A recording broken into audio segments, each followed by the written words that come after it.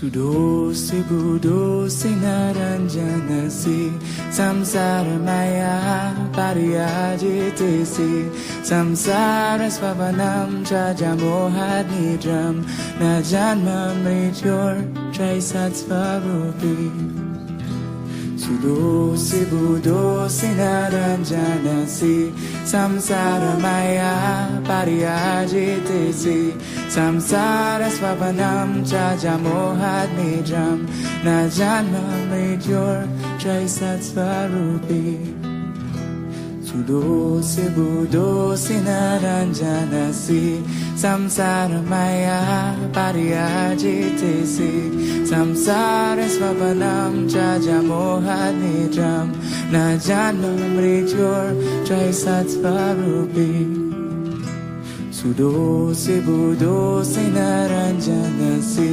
Samsara Maya Pariyajitesi Samsara Svapanam Chajamohad Nidram Najanma Mrityor Traisat Svarupi You are forever pure, you are forever true, and the dream of this world can never touch you. So give up your attachment and give up your confusion and fly to that space that's beyond all illusion. You are forever pure, you are forever true, and the dream of this world can never touch you. So give up your attachment and give up your confusion and fly to that space that's beyond all illusion. You are forever pure, you are forever true, and the dream of this world can never touch you. So give up your attachment and give up your confusion and fly to that space that's beyond all illusion.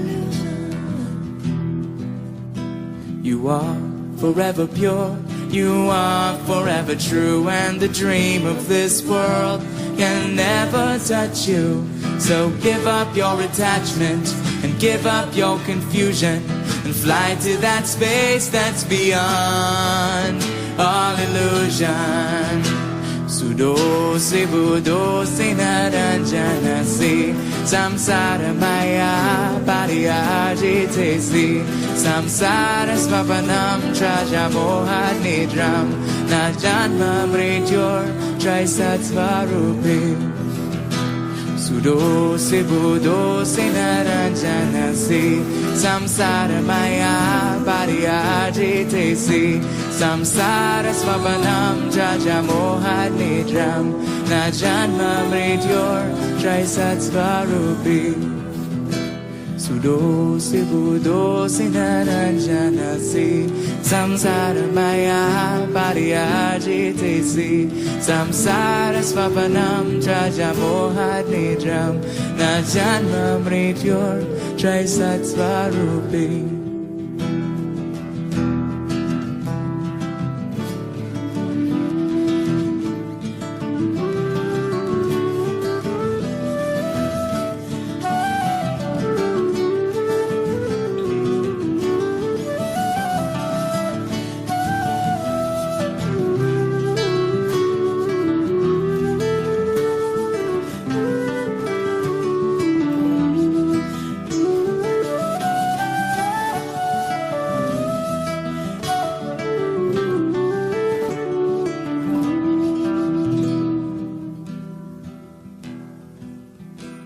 You are forever pure, you are forever true, and the dream of this world can never touch you.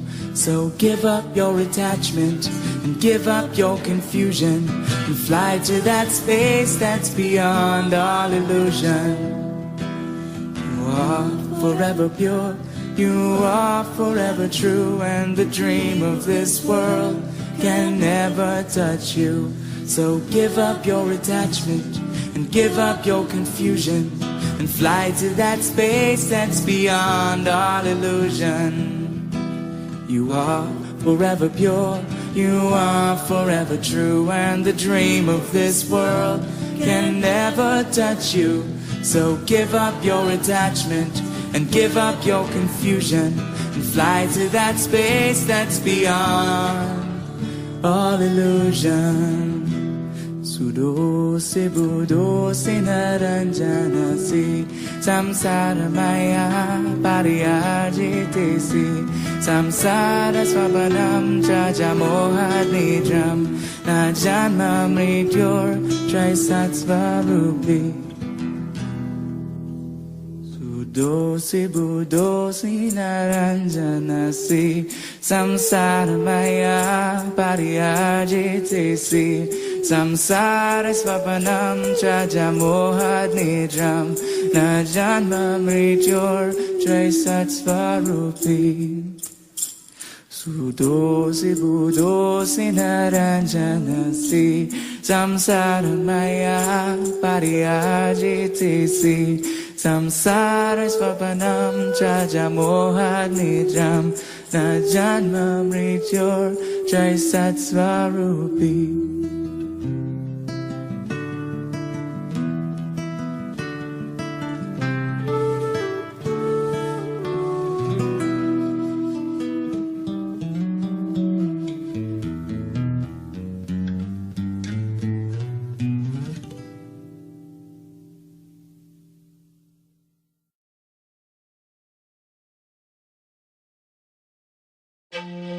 For many of us, spirituality is just the quest to find essence or true meaning and to really just connect with a higher consciousness. Welcome to Bring Me to Life Radio. Connecting with your spirituality is very important in this life. By becoming mindful of all of it, you can realize where you are and if that is leading you to where you want to go. Listen to the little simple things, because it's those little simple things that are going to shift you vibrationally in such a way that will prepare you to become very intuitively minded and ready to step forward on the next part of your path. I hope you can feel the love that's inside you, it's inside me, that connects us.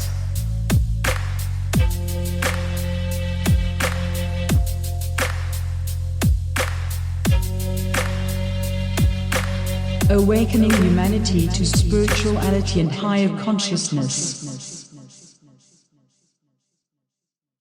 Hello, beautiful souls. Today is February 2nd, or as I like to call it, 2-2. So anyone with a 2-2, today is your day, and this broadcast is in honor of you. Of course, it is always a pleasure to present to you, the listeners, some amazing music and shows and interviews. My name is Selomon, and of course, I am your humble host today. On this episode, we have Papadosio Music Hour, Variety Music Hour with some fresh music for you.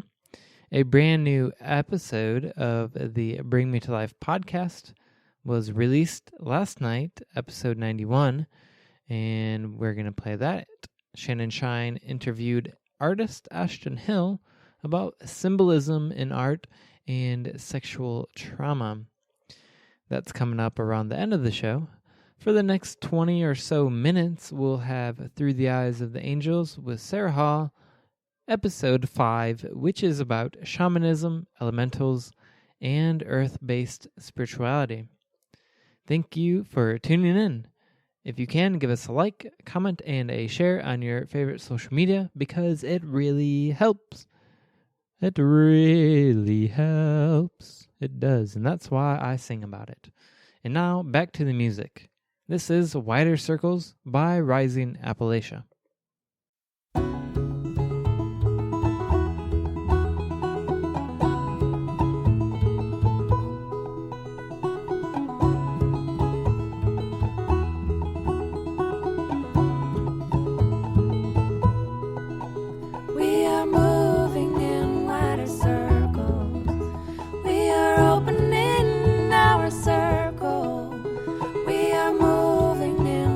Circles.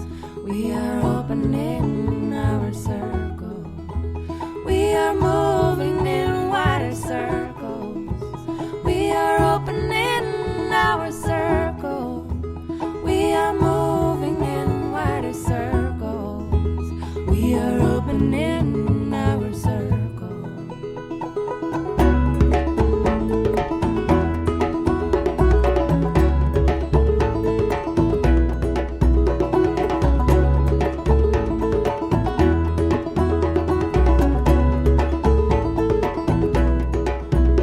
Oh, be our compass, I'll be your lighthouse.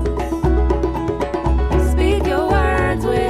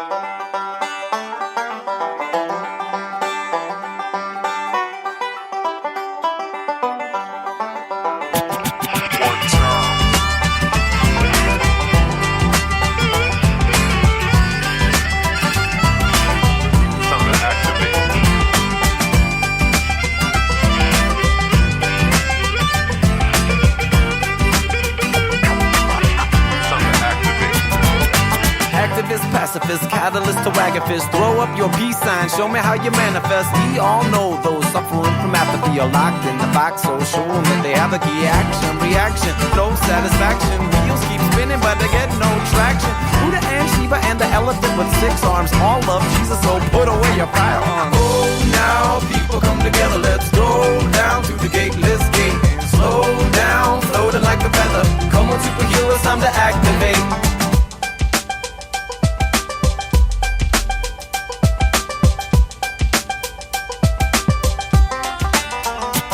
But there's cable and satellite and many types of kryptonite. Like moths around the firelight, pull the plug and save your life. So stand up, get up, jump up and rise.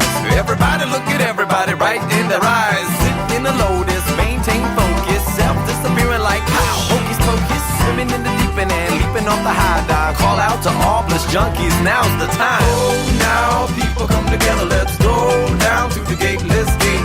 Slow down, floating like a feather. Come on, superheroes, time to activate. It's time to activate. Oh, now people come together, let's go down to the gateless gate. Slow down, floating like a feather. Come on, superheroes, time to activate. Now, let's go down to the gateless gate. Slow down, floating like a feather. Come on, superheroes, time to activate.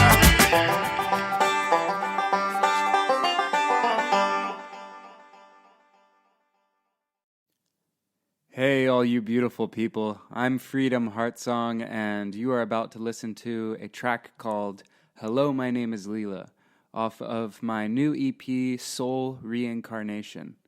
All the music on this album is 100% original. I wrote everything, and you can hear me playing electric guitar, harmonica, bass, and all of the vocals on these songs. I have some really amazing, talented brothers backing me on saxophone and drums, and this is really a fusion of funk, rock, soul, and blues, all blended together into a unique genre of its own. All of the music that I make, and especially this album, is created to inspire and share positive energy with everyone who listens. I mean, that is the purpose. It is all music with a message of love. And that comes through, rockin', upbeat, up-tempo riffs to mellow, laid-back, feel-good, warm and welcoming sounds to thundering, soulful, bluesy, vocals and melodies. So there's really something for everyone on this album. So I really invite you to check it out at freedomheartsong.com. It will be available for download on iTunes, and share it. In the song you're about to hear, Leela is a Sanskrit word and concept representing that powerful, playful, creative force of the universe flowing through everyone, all of us, amplified by us truly living a joy-filled life and doing what we love. In my experience, when we live in this state of Leela, all of our dreams and pure heart's desires manifest so much more effortlessly and peacefully. So just relax, put your headphones on, sit back and enjoy Hello, My Name is Leela off of Soul Reincarnation from me, Freedom Heartsong. Spread the love. Thank you.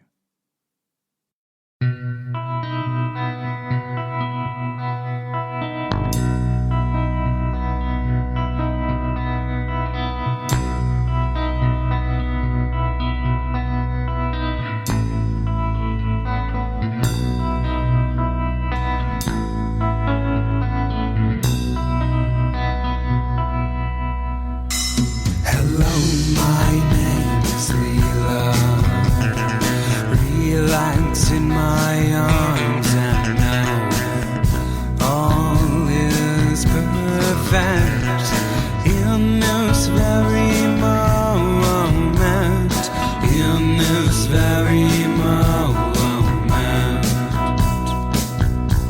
Hello, my name is Leela. All thrives laughter and your pure desire Just soar high in life inspired. Just soar high in life inspired.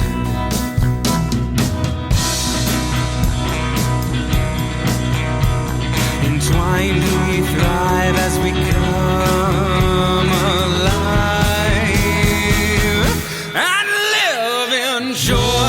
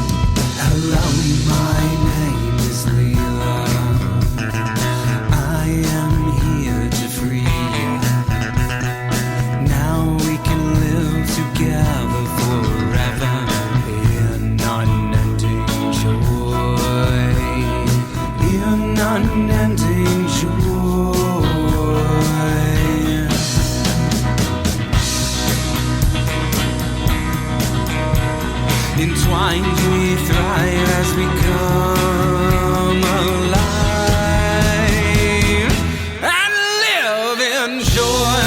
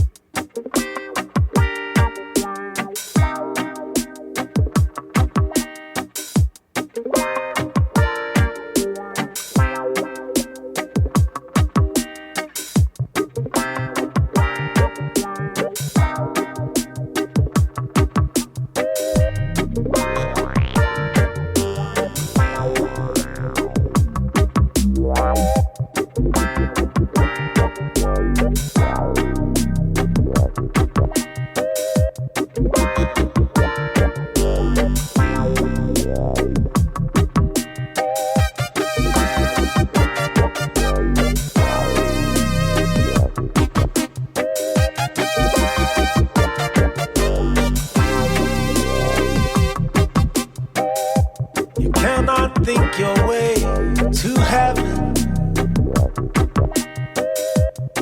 You can't collect it in a book. There is no answer to your questions. No one can tell you how it looks. For he who knows is he who sees. Restless mind is the disease. And in this time of world commotion, to be the master of your own mind is the highest devotion. Open up your inner eye. Open like the western sky. When the sun and moon combine, jewel of a silent mind.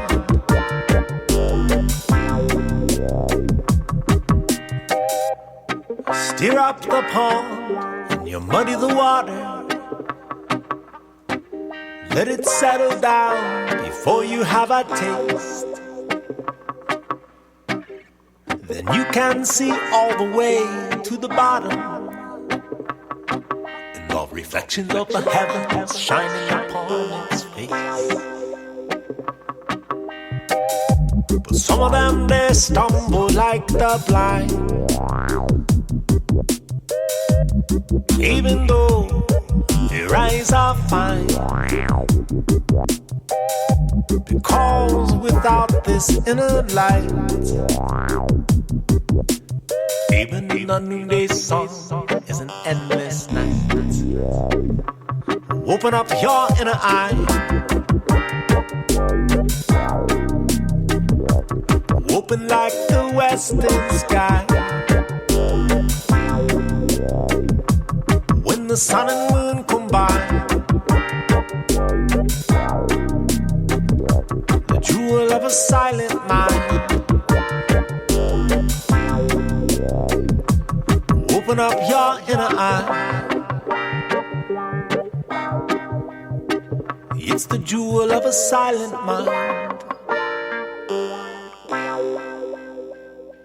Talking about the inner eye.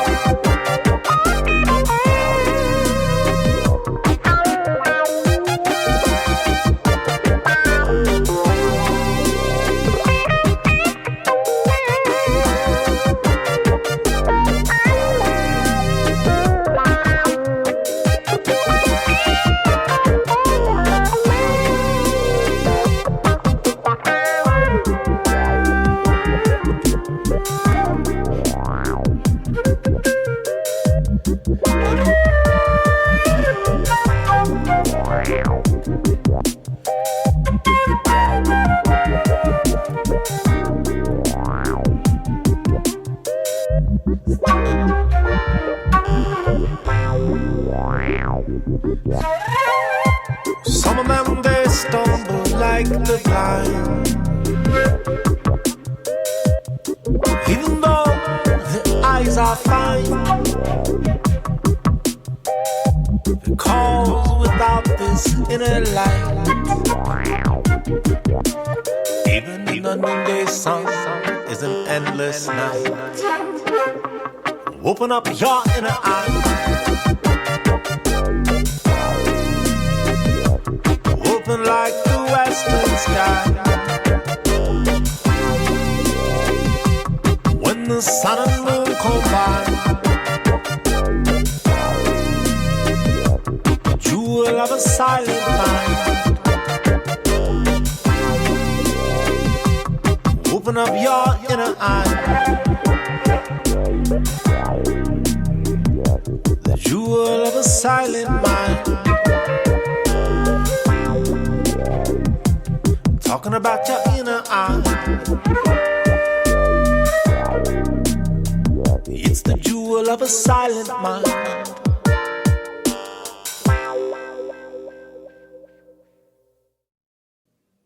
And now enjoy Through the Eyes of the Angels with Sarah Hall. Each and every one of us has an unlimited inner wellspring of spiritual power. You have the ability to transform, create, and heal anything upon which you set your heart and mind. Join me, Sarah Hall, as we learn how to uplift all aspects of your life through spiritual empowerment. Enjoy weekly guided meditations, spiritual discussions on a multitude of topics, and a chance to call in to receive channeled messages from the angels on your spiritual journey. I'm Sarah Hall, and this is Through the Eyes of the Angels.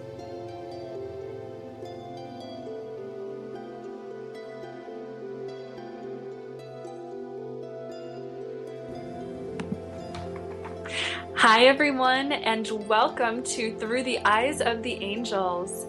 I'm Sarah Hall, and today we're going to be discussing shamanism, elementals, and earth-based spirituality.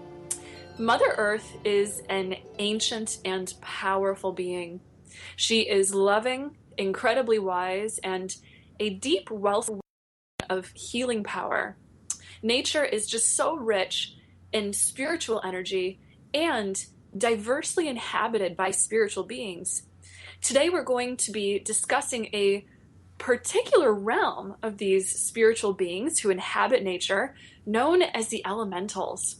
The elementals include beings we've all heard of and who are recognized by different names throughout the world in almost every culture, including fairies, merpeople, gnomes, spirits, elves, divas, kami, and so forth. So many different names and cultures where they're present. These spiritual beings are very real and have had a relationship with human beings throughout our history. Communicating with these spirits and connecting with them is something that we've done for so long. And that relationship with human beings throughout history is very, very valuable to us. It's an age-old practice that has brought people rich wisdom, healing, and cultural traditions all over the world. One of the practices through which we can access the spiritual realms of nature is known as shamanism. Shamanism is an earth-based spiritual modality that has been practiced for thousands of years on every continent of the world and offers us an incredibly powerful and immersive means of delving into the spirit realm and connecting with spiritual guides, power animals, and yes, even the elementals. So today I am so excited to be joined by special guest Felicia Armstrong. Felicia is a lifelong intuitive, psychic channel, and fairy communicator who works as a shamanic guide, intuitive reader, and she is the force behind Enchanted Apothecary, an all-natural skincare line that Felicia developed with the help of channeled messages from the elementals.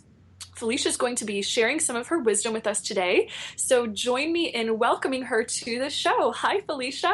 Thank you for being here. Thank you so much for having me. Great. It's so great to have you. So I just wanted to start by asking, you have such an amazing connection with the spirit world, and I wanted to know, what is your background in spirituality? Could you tell us a little bit more about your path and why you do what you do? Absolutely. So I would say that I was very lucky as a child to have had a parent who was open-minded and really allowed me to explore the spiritual experiences that I began having at a very early age.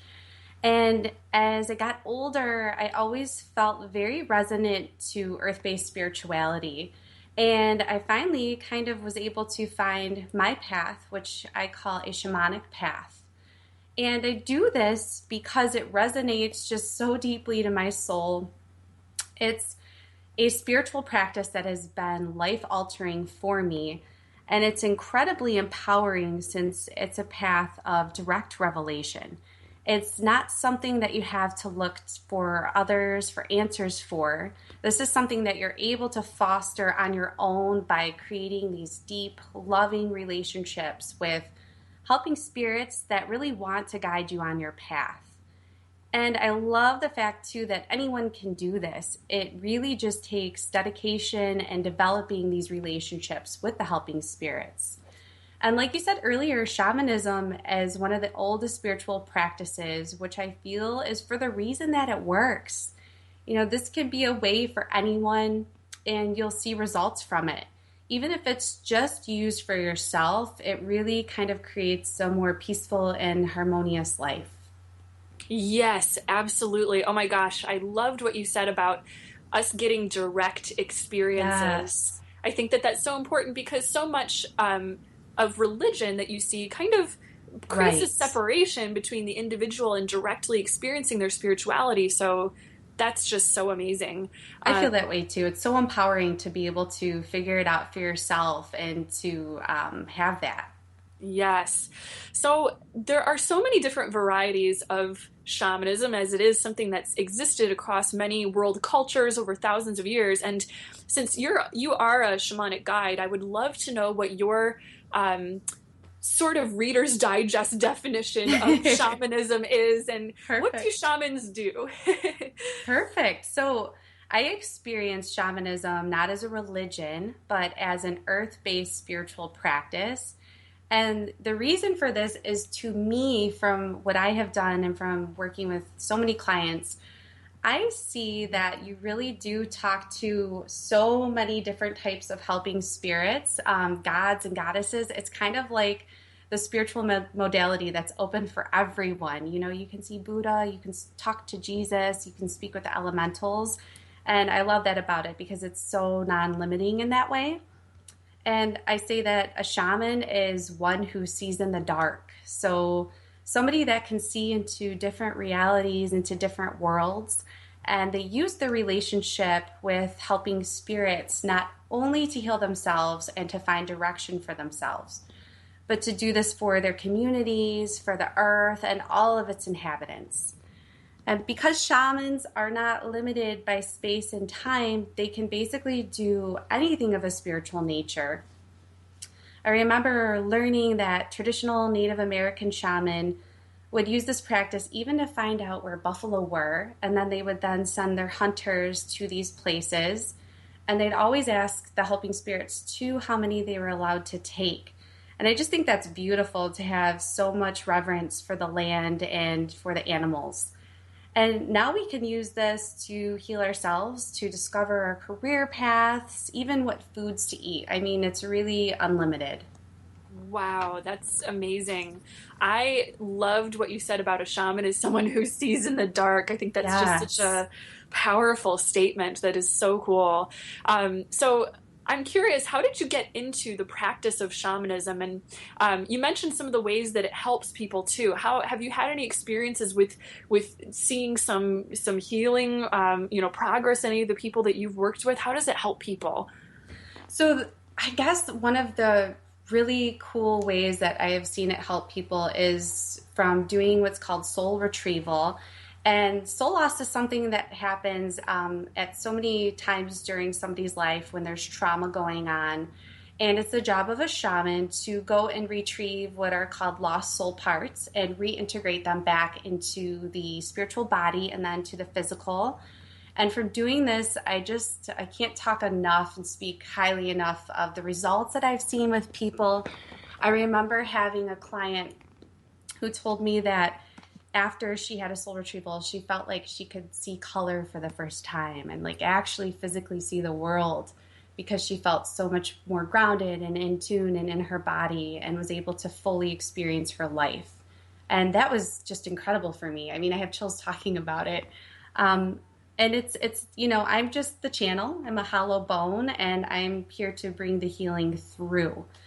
So the way that I kind of got into it is I feel like I've always had just such a strong connection to the earth. As a child, I spent all of my days outside. I remember making what I called potions out of flowers and plants that I found in nature. Wow. And I would use rocks to grind them together, and I always felt it had like a magical property. And it's funny because it's exactly what I do now. I'm making skincare, just do it in my kitchen. That's amazing. Yeah, I just like innately knew that nature had just incredible power. And then I was fortunate enough as I got older to be divinely led to a teacher who taught me the principles of shamanism and how to journey. And I immediately knew this was life-changing for me and that I could help others with it as well as myself. And a shaman will see any type of illness, whether it be mental, physical, emotional, as having a spiritual root or cause. And then they're able to go into these alternate realities and heal these. So it can really help people with anything. There aren't limits to it. Yes, that's absolutely amazing. I love your sharing how you got into it. And I think that from what I've seen over my path as well, that people are drawn to shamanism when they are really supposed to have it in their lives. Yes. And I wanted to share a quick little story because you reminded me of it, but I had the craziest synchronicity. When I was about, I think 18 or 19 years old, I was going to school, and I lived in one of those co-op houses for college students in Ann Arbor. and I was looking at the bulletin board one day, and I saw a flyer for Kundalini Yoga, which I had heard about. I'd heard about from many different people, many different places. And I was like, oh, I totally want to try that. It said free Kundalini Yoga, 7:30 p.m. Here's the location. And so I was all excited, and I showed up for what I thought was going to be Kundalini Yoga. I got into the room, and there's a group of people sitting in a circle, and I sat down, and everybody's introducing themselves and everything. And I said, oh, I'm Sarah. I'm just interested in Kundalini, and I've never done it before. They were like, Kundalini Yoga? This is a shamanic journey group. Oh, wow. That's incredible. And then they said, this is crazy. They said, we've never before made a flyer for our group. We've been practicing in the same spot, time, day, location for the past 15 years, and there's never been a Kundalini Yoga class here before. Oh my gosh. So I don't know how the universe did it, but it gave me a flyer for something that I was interested in. I wouldn't have gone if it had said shamanism, because I might not have known about it. That's incredible. But I showed up and I started practicing the journeys, and you're right, the journeys are absolutely amazing. It's a lot like, I like to describe it to some people like going into a lucid dream sort of experience, right, or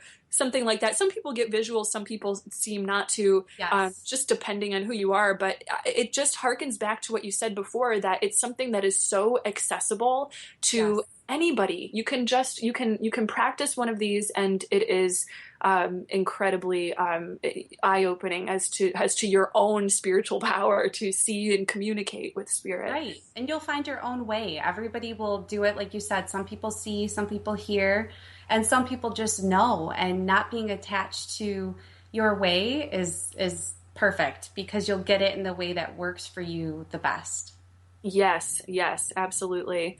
I think that it's amazing.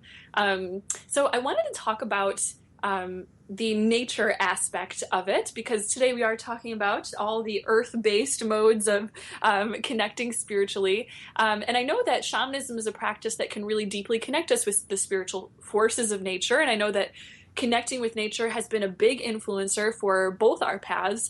So I wanted to ask you, what value do you think there is for us in connecting with nature spiritually in general? Well, I feel like, we're divine beings, but we're also children of the earth. So we kind of have that duality, but it's the same thing, So especially in our culture, I feel like we've got kind of out of tune with nature and her cycles, because we're so busy with, our regular lives that we tend to forget about these things. And our ancestors really did things like planting crops according to the moon cycles. They worked in harmony with the cycles of nature and the seasons. They knew when, to follow the cycles of nature to become more balanced and more peaceful beings. And I feel that's what most of us are looking for. We want harmony in our lives. We want peace. We want to feel calm. And that's what nature brings. The earth gives us everything that we need. It has, everything we eat, how we build our houses, how we make our clothing. So to have bright futures, I feel like it's just imperative that we start to live in harmony with nature, and nature's ready for it. Yes, absolutely. I think that might even be like one of the things that that humanity might need the most at this time in our world and our evolution as a species, because you're right, our modern living does make us in a way disconnected from nature. And nature is it's this incredible wellspring of support and power, and it's a force that is never separate from the overall flow of divine harmony in the entire universe as a whole. Nature doesn't resist the flow of source, of God. It's just all flowing in that same kind of current of harmony. And I think that for us, when we spend time in nature, we naturally start to flow in that same rhythm. Our bodies are pieces of the earth, so we get into the earth, and it's like putting a droplet of water back into a stream. It flows in the same direction as the rest of the current, and we begin to start to let go of maybe our stress. We start to heal just a little bit, and yes, learn about how to live more harmoniously and happy with our environment and with one another too. So yeah, I think it's one of the most important things, and having a spiritual connection to the earth is, I think, one of the most intimate kind of windows that you can have into that power. So yeah. Exactly. Beautiful. That's exactly what I would say too. I love the water in the stream because it's, we're all connected, and that's exactly what it's like. Yes. So for people that maybe want to connect a little bit more with the spiritual energy in nature, how would you suggest that people begin tapping into that spiritual power? Well, it's like you said, nature is spiritual. This is what's real. It's not what we do every day, the mundane things that we do. Getting outside is our reality. So I tell people a lot of the time in readings too, just go outside. How much better do we feel after just taking a walk? And when people are stressed out, this is usually the first place they head to. It's outdoors, and that's for a reason. And I feel like as beings of the earth, we're able to ground ourselves in nature and really begin to kind of gather our strength back and feel what it's like to actually be us and not separate. And honoring the cycles of nature. It's a fact that the full moon creates an energetic surge that causes people to behave in very interesting ways. Yes, absolutely. So perhaps, starting to pay attention to the cycles of the moon and doing things according to this, it'll really create more flow in our lives. Instead of fighting against what naturally is, just kind of, following that rhythm. And the more time spent outside, the more things you do to honor the earth, like using natural products, eating organically, recycling, you really begin to make way in your life for the elemental spirits to more easily connect with you by doing all of these things. Yes. Oh my gosh, that's amazing. I loved especially what you said about nature being the true reality for us. Right. I think that is so true, and I've been really taking nature as such a safe, calm haven lately in the all of the wake of everything that's happening politically right now with the election. Yes, everybody go outside. Yes, go outside, unplug, get in the quiet, and just let it all go, because in the end, Mother Earth really is one of the most important things in determining our relationship with one another and how our species will go on and how our civilization needs to go. So I think that nature is the true reality, and it can be so incredibly healing and inspiring, I guess, to feel that and know that. Which it's so interesting too. We were talking about a moment ago about how we've got these modern lives, and in our modern lives we are a little bit disconnected, some of us, from the regular flow and the cycle of nature. And I was thinking in the context of, the election and just all the big crazy changes that are going on in this world right now, so many spiritual people have been talking about there's a return of divine feminine. You just got me thinking about this, because getting connected with the earth, and you're talking about flow and cycles, it does connect us with the more feminine energy side of life and of spirituality. And honestly, I think that our election, our political situation is, and all the changes going on are filled with a lot of seeming turbulence. I really believe that we're crossing a bridge right now, and that it's representative of us moving into maybe a little bit more of a feminine, empowered, or balanced reality once we're done, hopefully purging out some of the fear. So I fully see that too. That's such a great point. And I mean, we're obviously moving in that direction. So it's something that I think if we can kind of all get back and really just in touch with ourselves, and not be deluded by, the things that we're seeing or hearing, and really just find ourselves again, and become, like you said, in touch with the divine feminine, that's going to just lead to just overall healing for everybody. Yes, I think that's such an important message for people to remember and to hear right now. So I'm glad we're all together thinking about that. Yes. So I wanted to go back to the elementals for a little bit, because I think that, there are past ages in our human civilization in which people were a little bit more aware of them, or looked to more commonly commune with them and things like that. And I want to know, since you are an elemental communicator, how did you first begin connecting with the elementals? So I would definitely say this is one that I started doing as a child. And I think everybody does. I think we all come in just being able to connect with all these beautiful spiritual energies. And unfortunately, and I know I've heard you say this too, along the way that kind of starts to go away just from programming we have from adults around us and getting into mainstream society. Yes. So when I was a kid, I spent, again, all my time outside. I was constantly being looked for by my parents. Where'd you go? And I was always outside. And I remember seeing just sparkly white images constantly out of the corner of my eye and trying to chase after them. And of course, never finding anything.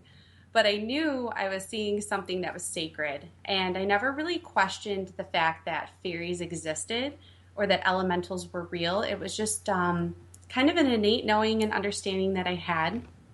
And when I began to get older, I remember walking around a beach one evening and just kind of connecting with nature and looking into the trees and seeing these beings. And I was so just amazed and in awe. And they looked just to me like little old men with long hair, longer noses. And I knew they weren't people. And I heard my guides say that they were elementals.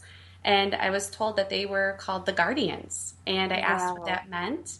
And they said that they were guardians of the trees and they were there to protect the earth. So I just kind of started to open up, as I got older and see all of these different types of elementals that there are. And then when I began to learn to shamanically journey, that's when I was really able to develop a very deep connection with this realm. Wow, that's amazing. I love that story about being able to see them in the trees. That's just incredible. It was so, I remember I was with, who's now my husband at the time, and I was like, do you see this? And he can see it also, and we were both seeing the same thing, and it was just something we hadn't experienced before, and just felt so lucky, and it's just such an honoring thing to know that, you have access to that, which we all do, and they're there to help. That's so amazing. And I know a lot of people do experience seeing the sparkles out of the corner of our eyes and things like that. I've experienced that my whole life, and I've talked to so many clients who will ask me, what does that mean? Or what does this color mean? I'm seeing purple or white sparkles out of the corner of my eye. And it's you've got the ability to see these, these spiritual beings when you see these things. And I think you had such a great reaction to it and saying, you know what, I saw it. I decided to open myself up to it even more and accept it. And that's probably good advice for how all of us can start to open up a little bit more and begin seeing, is holding the intention to, being willing, and just allowing it to happen. Yeah, I really think it's all about, not believing just the things that you hear. It's really about experiencing it. And if you experience it, not doubting that experience, knowing that you saw something and letting yourself sit with it and feel what it is rather than, trying to find it out from someone else, and just empowering yourself and figuring it out. Yes. Yeah, I think that would be such an amazing step for so many that I've talked to and work with who are so interested in getting connected with the elementals. And since we've been talking a lot about, modern life versus, connecting with nature and things like that, do you think that there is a spiritual purpose in human beings now working with elementals? And I guess if so, what would that be? How can they help us and teach us now? So I definitely do. And from what I hear from the elementals, they're really rooting for us. They want us to live well. That's what I hear all the time. They want us to grow and expand. And they say that they can teach us so much about how to live in harmony with nature rather than against her. And that's what we've really been talking about the whole time. It's everything for humans. It's our health. It's our happiness. They want to teach us about balance and how to live full, healthy lives. They really want us to evolve, and they know that we need harmony with the earth to continue in a positive way. They also told me that we really need to start paying attention. And I'm getting this guidance, of course, specifically too, because I do make skincare and I am into the more natural things that you put on your body. But they said that we have to watch what we're putting in and on our bodies. And that's something that's becoming increasingly important, because we want to make sure in the long run that as humans, they said that our DNA remains intact and it doesn't change or go into something that it shouldn't be, and that we can continue on a higher consciousness and spiritual evolution. So really paying attention to that, and that's what they want to help with. And I think so many people are waking up right now. That's why we have so many beautiful natural skincare lines, and we have so many people that are going back into farming, and there are a lot of people getting in touch with the earth. So the elementals are happy about that, and they're really here to work with us with that. Yes. Oh my gosh. It's so amazing. You have such a beautiful, hopeful, happy message from them. And I love that. Oh, thank you. Yes. And there's evidence of it too, really. I mean, you see the way that there has been such a huge surge in people demanding more natural products out in the world, more organic eating. It's incredible. It's amazing. And it just, I mean, I started experimenting with vegetarianism and veganism about 10 years ago. And just in the last even 5 years, there's been an explosion of all the different kinds of natural eating, natural cleaning products for your house, natural skin and hygiene care products and things like that. And I think that is such a sign of hope for all of us, because it is. Yeah, you're absolutely right that it's something that can positively affect our evolution, and it's to protect our DNA. I got chills when you said that, because I've gotten the exact same message. Oh, perfect. Yes.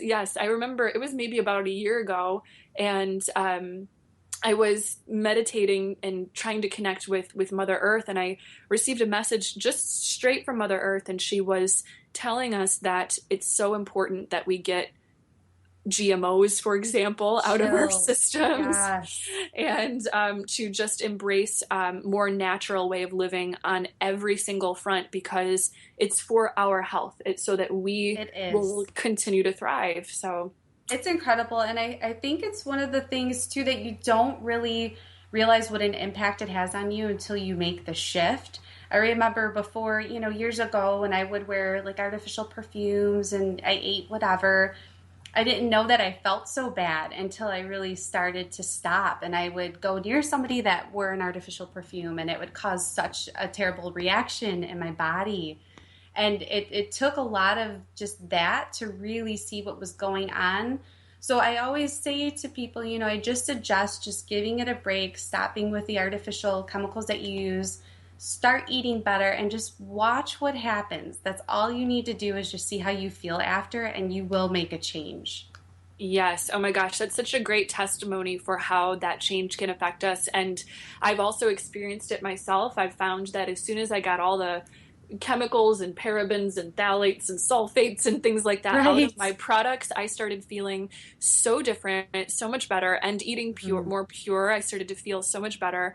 And it's interesting because I've noticed that I really believe all of us need this, but those who seem to be on a spiritual path, or who consider themselves to be spiritually sensitive, feel like it's more important than ever to start. That's a great point. That is so true. I always say, if I could be sensitive to anything, like I will be the person that is. Me too. Yes, of course. And it's, because again, we are more sensitive by nature, but it is something that can be cultivated and learned for anybody. Just once you start becoming in touch, it's kind of a side effect, and it's a good thing, because it's like your spiritual barometer, telling you what's good for you and what isn't. Yes, absolutely. And it's a sign too. I think that there's more of us kind of moving over into that, because there's a shift going on right now. I think that there's more and more people that are kind of awakening to a spiritual path and to a sense of purpose with the collective shift that's going on, and it's naturally attuning us to know or feel or understand what is in harmony with the earth and with one another, and the things that aren't. And we find that we're less tolerant to the things that aren't. So exactly. Yeah. Now I have to say, for everybody listening, I have to tell you, Felicia's skincare line, Enchanted Apothecary, is amazing. Thank you. Yes, it is. Everything she makes smells absolutely heavenly, and it feels so great on your skin. And the thing I like best about it is that it is all natural. So if you are physically or spiritually sensitive like I am, I know that, like me, you're probably out there looking for the natural products for your body. So Felicia, I'd love for you to tell us a little bit more about your skincare line and what was the inspiration behind Enchanted Apothecary. Well, the inspiration was definitely the forest and the realm of the fae. I first journeyed years ago, and the first place that I was brought to was the realm of the fae. And it was so incredible for me. I was immediately shown which ingredients to kind of start to use and what were to be in the Enchanted Apothecary products. And then they began to gift me with recipes, and I started to make these things, and, you know, of course they worked, and it was just incredible. They told me, I remember one of the first times was to use jasmine flowers.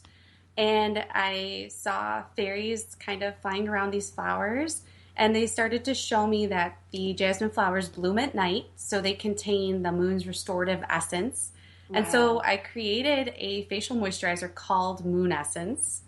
And then I was shown, as the second part of it, to put earth crystals into each product, and that would charge them with the specific energies that each crystal has. So Moon Essence was given a moonstone. Wow. To nourish the skin, yeah. And then also increasing its hydration while increasing your intuitive abilities too. So each ingredient was shown to me in a specific way, not just for the incredible therapeutic properties, but for its vibration and also its spiritual energy.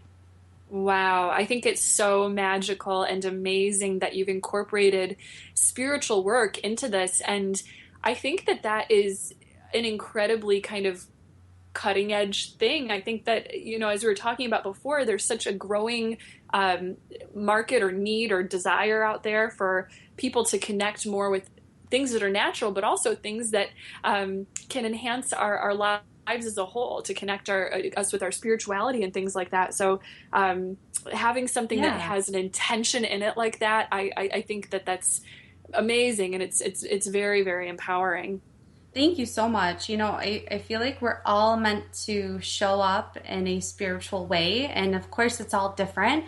And for me, you know, my way is to be a shamanic practitioner, an intuitive guide.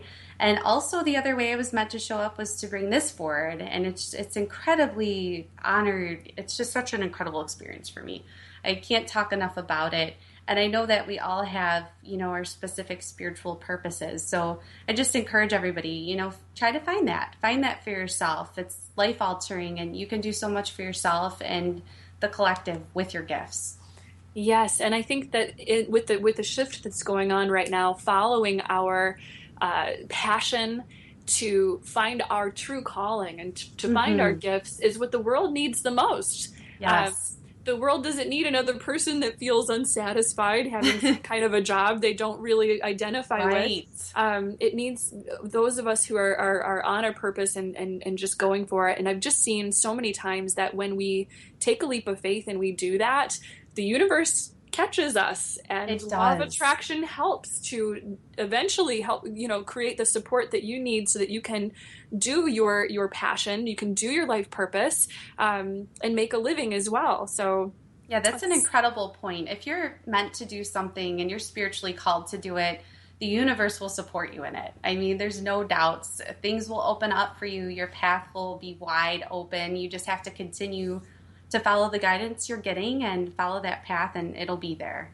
Yes, and that's something that can be so personally empowering for anybody, you know, whether you're in the middle of already following your path or maybe you're just starting out with trying to find it, that you have a voice and a say in how the world is working by the things that you do to yourself and in your own life. So I know that there's been a lot of turbulence lately, again, with the socio-political climate out there and things like that. Right. So, yeah. So having people just, you know, focus on, you know, you're not disempowered. You have a lot of say and a lot of power with following your path and making a difference in your everyday life as you go. Yeah, that's an incredible point.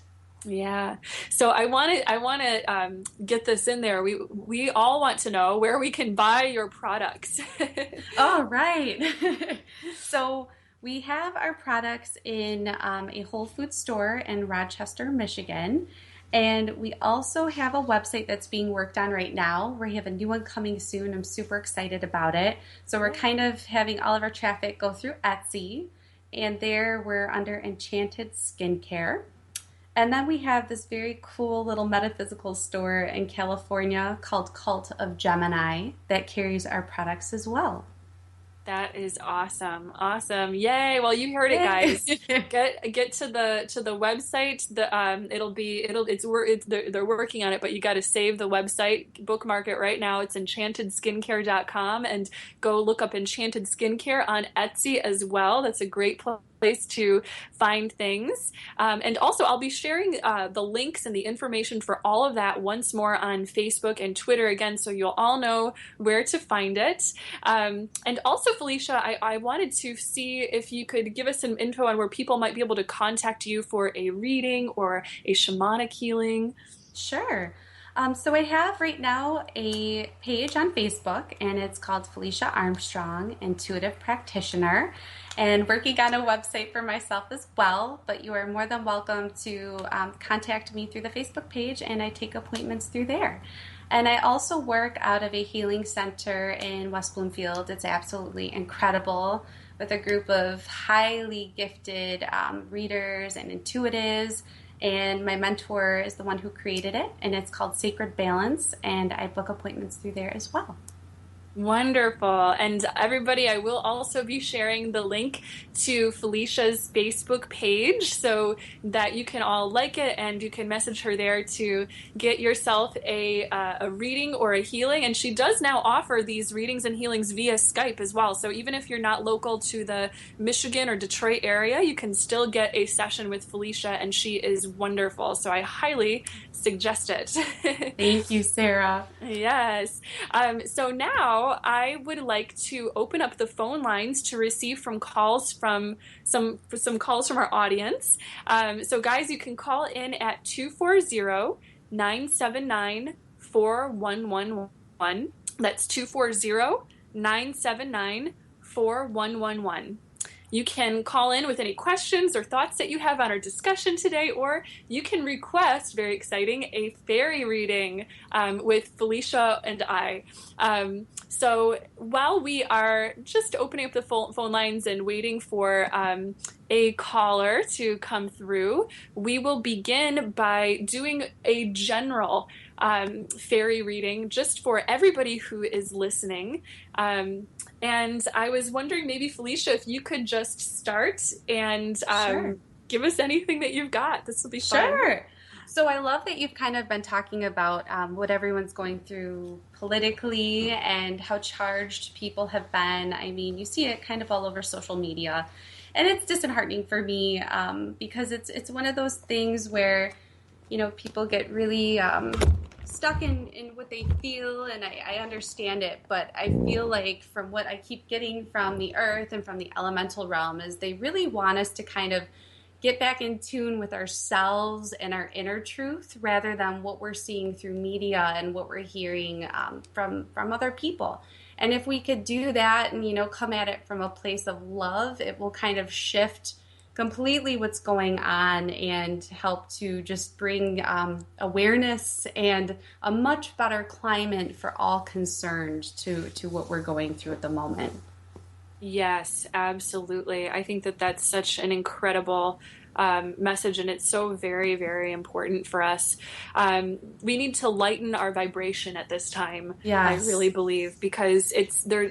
We are a collective, and so we are sensitive to what's going on at a collective, at the collective level out there in the world.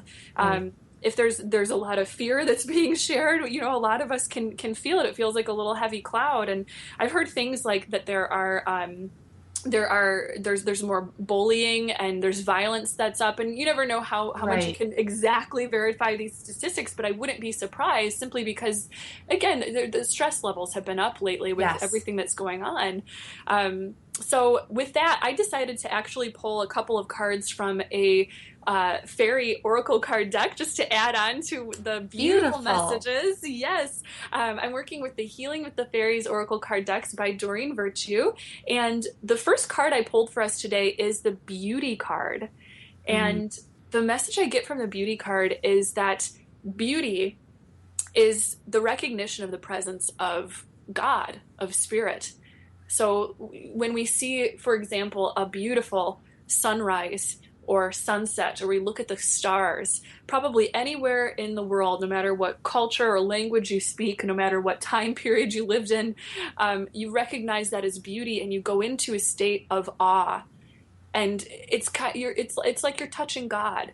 There's a part of you that's reminded of your source, of where we come from when we connect with beauty. So to raise our vibration during this time, which again is so very important, let's bring more beauty into our world. Find a way that you feel called to connect with beauty. The next card that I pulled, and I love these cards because they just give such sweet and simple guidance. The next card is the Kindness card. And the Kindness card tells us that every time, there's fear that is shared out there, and worry, that is floating around in the human, collective, you have the power to counteract it by sending love, by sending kindness out into the world.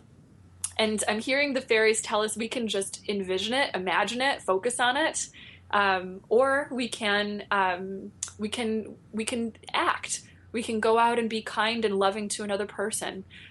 We can just connect in a way that brings more of that love into the world, and that will be so incredibly helpful. The final card that I pulled over here, I'm just going to turn it over and see what we have, is the Body Movement card. And I think that this is actually such an amazing message. You've got to love law of attraction when it comes to picking these things. Yes. Because body movement is such a way of releasing stress. It's such an amazing way of releasing negativity and clearing yourself so that you feel good. And I find, too, that body movement, especially when done out in nature, taking a walk, going dance outside under the moon, do whatever you want, it's going to connect you with planet Earth, and it's going to clear you and get you into what we were talking about before, that sense of the true reality that is out there. Good. It looks like we have a caller. So caller, thank you so much. You are on the air. If you could go ahead and just tell us your name and where you're calling from today. Hi, it's Nick Bryce calling from Kalamazoo currently right now. Hi, Nick. Thank you so much for calling today. Do you have any questions or thoughts for either of us? Well, I was just sent a message by Philo, and he said call if I wanted to get a reading from you, Sarah. It's good to hear from you. Yes, it's great to hear from you too. Yeah, it's Nick Bryce, but all right. Well, cool. I will. You guys are giving reading? Yes, we are doing fairy readings. So I will go ahead and pull just a couple cards for you, and then Felicia can chime in as well and see what other messages you might have. So the first card that I pulled for you is the Problem Resolved card. And once again, we're still working with those Healing with the Fairies cards. So this tells us that if there's been any turbulence going on in your life, or anything where you've had a lot of stuff to figure out and work with, the problem is resolved, or your ship is about to come in, is the feeling that I'm getting. The second card for you is the Higher Consciousness card, saying that the route to getting to your problem resolved, to your solution at the end of this, comes through inspired ideas, divinely inspired ideas that you are getting. And another message that I'm hearing out of that too is by connecting with like-minded people who seem to be on a similar path. And I'm hearing the fairies give us a little message saying you can tell whose energy you align with the most, and whose maybe you don't, by the way that you feel around them, because it feels as if, Nick, you've got a really strong intuitive energy within you as well. So that's really wonderful. And then I'm just going to pull our final card here, and this is so interesting. they were just talking about relationships with other people, and I pulled the romantic partner card. So it looks as if this is something that seems to come of, I guess, sharpening your maybe boundaries or your focus as far as who you connect with and what you do and the energies you engage with, because it brings a romantic partnership closer to your life. So, Felicia, do you have anything to add to that? I do. Hi, Nick. So when I first tuned into you, they immediately showed me you kind of standing in front of, it looked like an audience, almost like you're giving a presentation. And I heard, share your gifts. I heard, no self-doubt. It's time to do what you feel and really step into your own power. And it's a time of just empowerment for you on like a personal level, that you know what to do. You have the expertise, you have the skill, and to just really work on getting rid of self-doubt. And they're saying very much you're very capable and you're able to do this. I'm also seeing very much that everything is there for you. Like the universe has placed everything in front of you, and it's kind of just waiting for you to stand up and grab it. You just have to work a little bit on the self-doubt and kind of coming into yourself, and things will really start moving fast and flowing for you. Wow, that's such a cool life purpose themed message. Any thoughts or questions on that, Nick?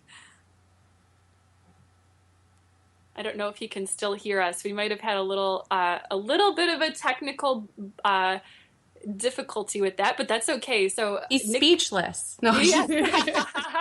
He got his message, and I think that was so beautiful because it linked us right back to our theme when we were talking earlier about people getting on their paths. And it looks as if we have another caller just waiting to get on. So caller, you are now on the air. Thank you so much for calling in. If you could just introduce yourself with your name and where you're calling from for today. Hello? Hi, you are on the air. Thank you for calling in. What is your name? My name is Rocco. I wasn't sure I was on the air because no one said anything.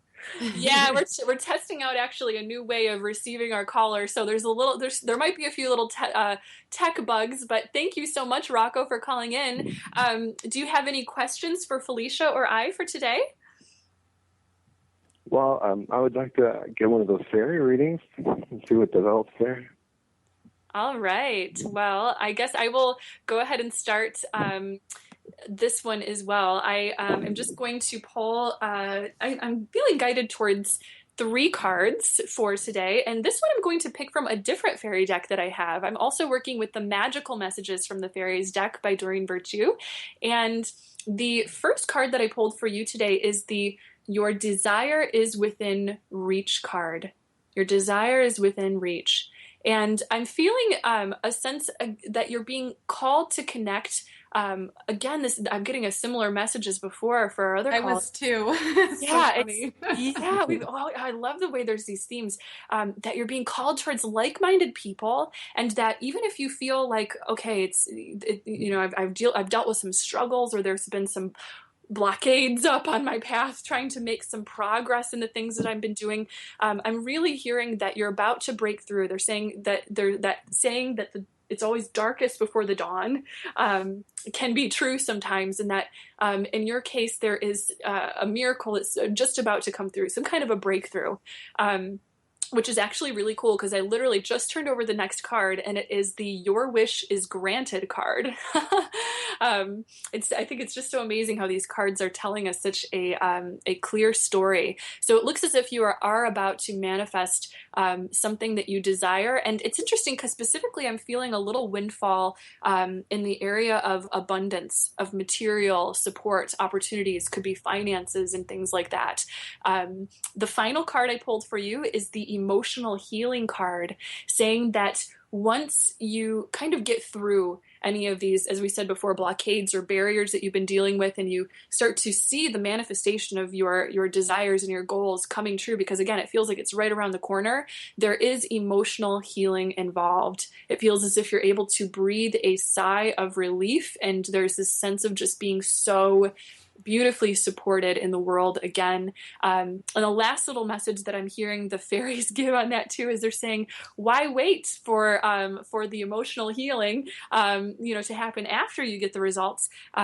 Love yourself and be relaxed and have faith and be joyful and celebrate. I love when the fairies tell us to play and celebrate, because that will attract your desire to you very, very quickly as well. Any other guidance from Felicia? Sure. Hello. So I am getting very strongly, I keep hearing the word teacher, and I'm being told that you have a message that you are a teacher and you have things that you need to say or some way that you need to show up in the world where you are kind of mentoring others or helping others move forward, even in like a management position, but that's part of what your path is. And I heard also to keep your head up, that you're very skilled. And again, it's kind of like that self-doubt theme. Just don't doubt your capabilities. I just keep seeing that you can run things. You can take a handle on them and you can do this. And I also got something with, I keep seeing the ability for you to have like a big change in your life. And I kept hearing, if you're feeling like you're ready to make this change, do it. You never have to stay in anything that doesn't serve you. You can shift and you can really step into what your real desires are. And I feel like you have an idea of what they are, and now is the time to open up to that. Wow, that's awesome. Any other questions or thoughts on that, Rocco? No, just you, Sarah, and Felicia are on point about everything. Yay, you guys know more than I good. do. Well, I mean, everything is really accurate in what's going on, and continues to go on. And and if it wasn't for the fairies, I wouldn't have got in contact with Sarah Hall, because one night I was like, I wonder if there's any meditations with fairies, and I went on YouTube. And that's where I met Sarah. I was like, oh. That's incredible. And so I started doing your meditations. That's awesome. I'm so glad and then if you go down the line, it's Doreen Virtue that's actually the one responsible, because she's the one that I saw a book. I was like, wow, there are fairies. And I read the fairy book, the one-on-one, and I was talking to them when I lose my keys or whatever. Where's my keys? Guys, come on. I'm recycling. You should help me out. That's wonderful. That's amazing. I'm so glad you're on a path getting connected to them. And I just so believe that people are brought together in the right places at the right time and under the circumstances necessary for us to receive the support and the guidance that we need. So I'm just thankful that you're here, that you were guided to this, and that we all got to connect.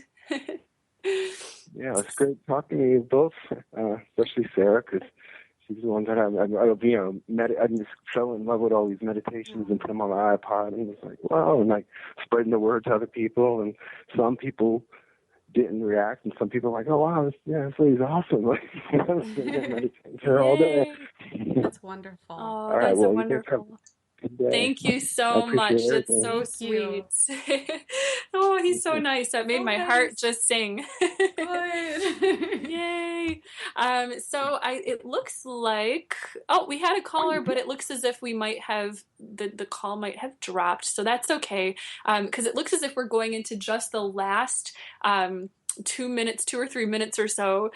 So in that last amount of time, actually, I thought it would be fun to just maybe end with one last fairy card for everybody. And I'm going to go ahead and see what we get for today. Oh my gosh, this is so funny. This is from the Magical Messages from the Fairies deck as well, the other deck I was working with. And it's the Flower Power card. That's great. And I think that it's so great because we've been talking about natural skincare products today and botanicals. And this card, literally, it says right in it to spend more time with flower essences because these things are incredibly healing. They are. And the deep message that I'm getting out of this today, I'm just getting this incredible sense of energy, almost like I'm being lifted up by this fountain of energy right beneath me by the fairies. And they're saying this stuff really does work. Connect in with the medicines of the earth, because these things affect you on all levels of your being, mind, body, and spirit. Yes. And I'm That's hearing incredible. them underline spirit, because you connect with these things and your spirit opens, it sensitizes, and you can receive so much. So yeah. Any other thoughts or closing fairy messages from you, Felicia? I just love that you said that. I mean, flowers and plants, they not only affect us on a physiological level, but they really have energy in them, and everything has energy. So if you look at it in that way and understand that when you're using plants or flowers, herbs, whatever it is, that you're also, imbuing yourself with the different energies that you have, or that the plants have. I mean, it really creates like such a full experience. And I'm so thankful for the plants for offering themselves to us in that way and allowing us to use them to help ourselves and to nourish ourselves. Yes. Wow. That's amazing. It's all about lifting up our vibration right now too, remember, and connecting with these beautiful plants and the spirits connected to them. It does. Yes. It uplifts our vibration, and that's just what we need. Exactly. And there are spirits connected to all of the plants, and they have messages to share, just like they're the elementals, and they want to speak and to help us. They're all here for us, for our moving forward and our growth and expansion. Yes. So get outside and start communicating with the plant spirits, and get your enchanted apothecary, because that will help too. And and also it just smells so good. It feels like a spa in my bathroom when I use it. It's so great. So thank you so much, Felicia. We are now coming to the end of our show for today, and I wanted to thank all of you from the bottom of my heart for tuning in. You can join us again next month on Thursday, November 17th at 12:30 p.m. Eastern Time. Our show topic will be how to care for your spiritual sensitivity, a discussion on how lifestyle and dietary changes can aid those of us who are sensitive to psychic spiritual energies. We talked a little bit about that today too, so it's a perfect little intro. And I want to thank our wonderful guest Felicia Armstrong for sharing her wisdom and guidance with us today. Thank you so much, Felicia. Oh, thank you so much for having me. I'm so honored to be a part of your incredible show. Thank you so much. Yay, we'll have to have you back real soon. This was great. I love it. So once again, you can order Felicia's incredible Enchanted Apothecary skincare products by visiting her Etsy shop at Enchanted Skincare. Do save enchantedskincare.com as well, because that website will be up soon. And once again, I'll also be sharing that link on Facebook and Twitter for all of you. And you can contact Felicia for a reading that you can have either in person if you're in Michigan, or via Skype by liking her Facebook page, Felicia Armstrong Intuitive Practitioner. I will be sharing her page with all of you on my Facebook and Twitter as well, so you'll know where to find it. You can find me on Facebook by visiting facebook.com/SarahHall1111. That's SarahHall1111. My Twitter page, where I can be found at Seraphim444. That's SERAPHIM444. Or on my YouTube channel, where you will find free guided meditations and bi-monthly angel readings coinciding with the new and full moon.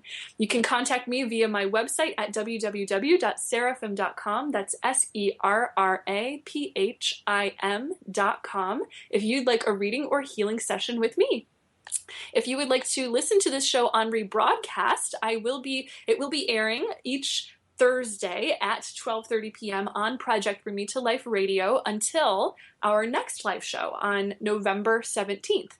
So tune in at projectbringmetolife.com/radio. You can also download the podcast of this show on iTunes by searching Through the Eyes of the Angels. And it's also featured on the app for Android users, Stitcher. That's STITCHER, Stitcher. And lastly, you can always find this show on Spreaker.com. That's SPREAKER.com, where you can search Project Bring Me to Life Radio or Through the Eyes of the Angels. And of course, I'll be sharing all of those links with you on Facebook and Twitter as well, so you'll have all the information.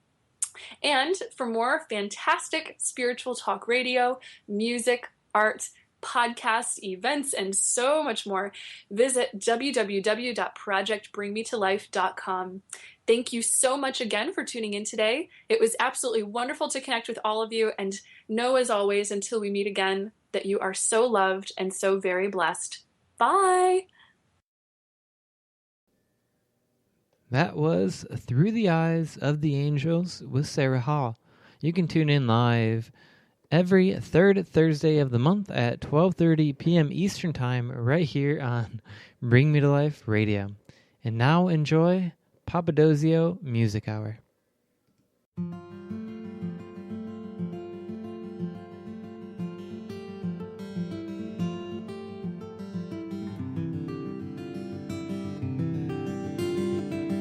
So human, look outside yourself. Search for answers puts you in a spell. Trying times have helped you build a shell and turn your world into a prison cell. Change we're looking for comes from inside.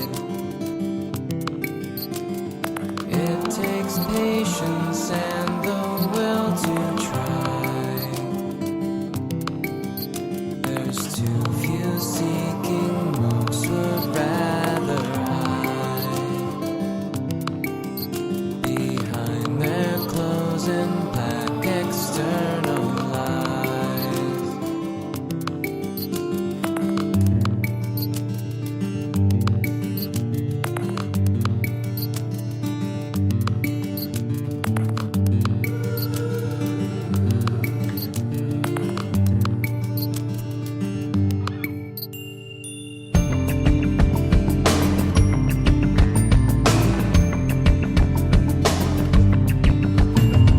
Only my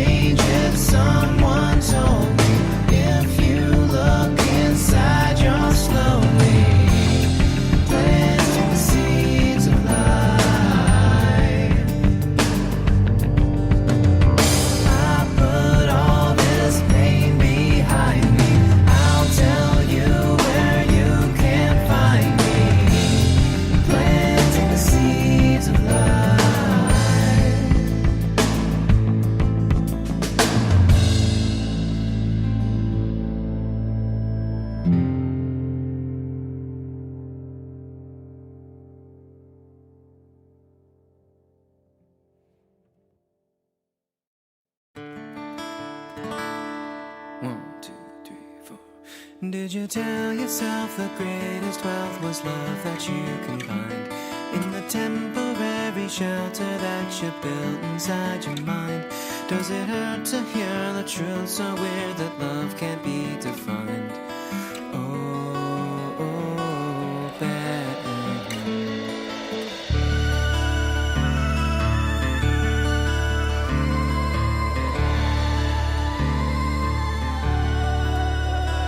Doesn't everyone under the sun deserve to see your light?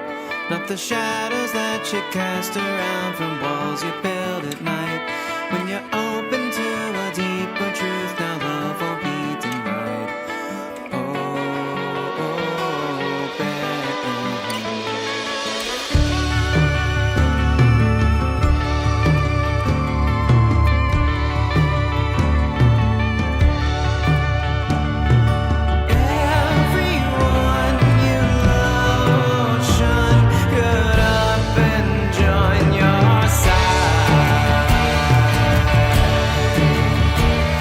if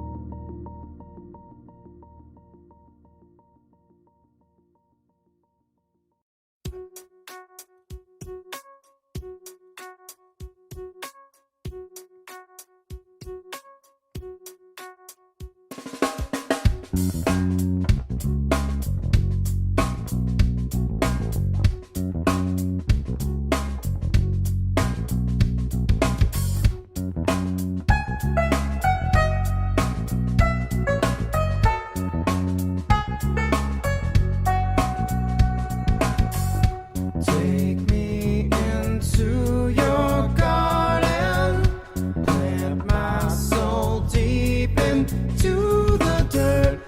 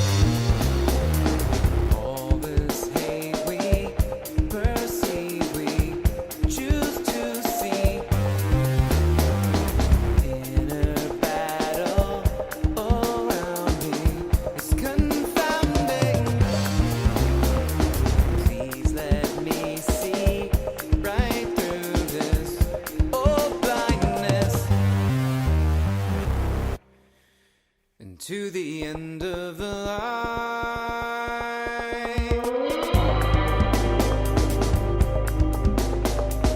We all wander, floating in time.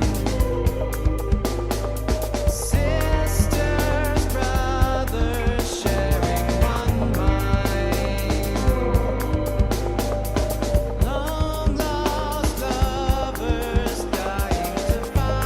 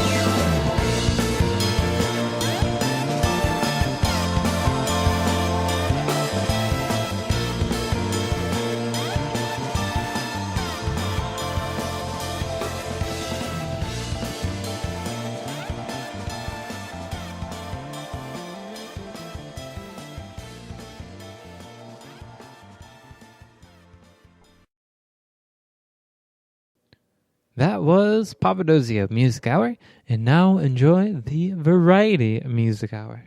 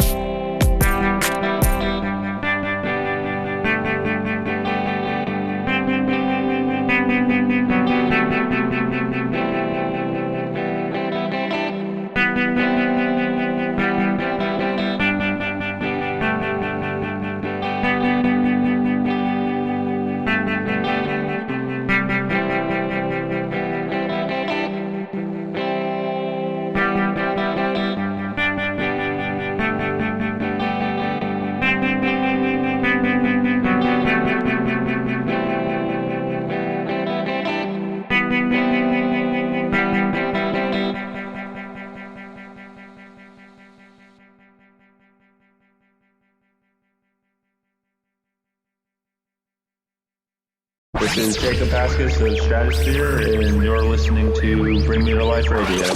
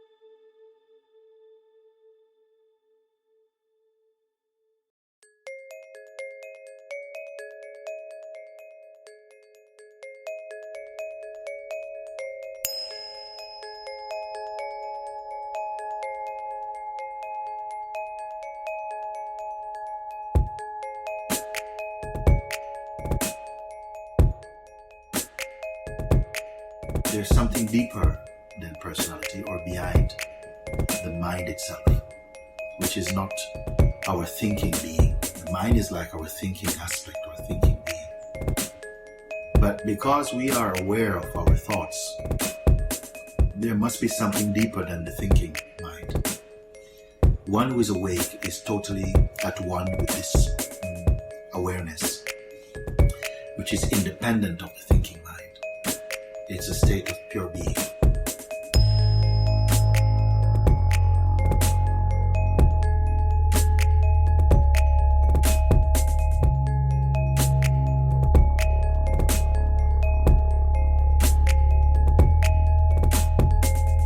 What it means to be awake is simply to be awake to our eternal nature, our eternal being, to understand that we are not our conditioning.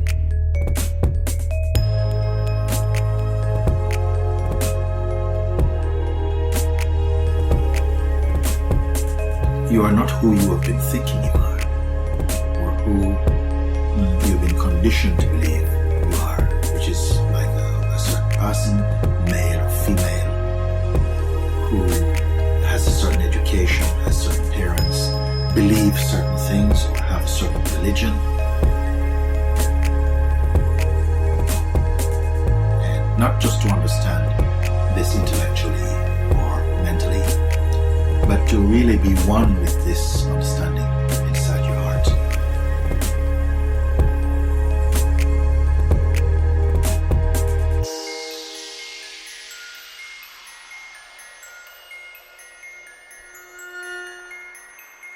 There must be something deeper than the thinking mind. One who is awake is totally at one with this awareness, which is independent of the thinking mind. It's a state of pure being.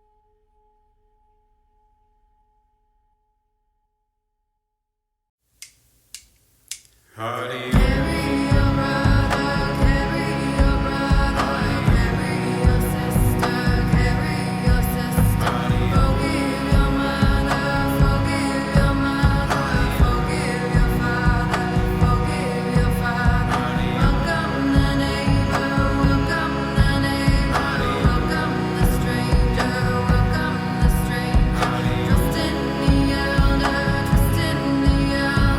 trust in the younger.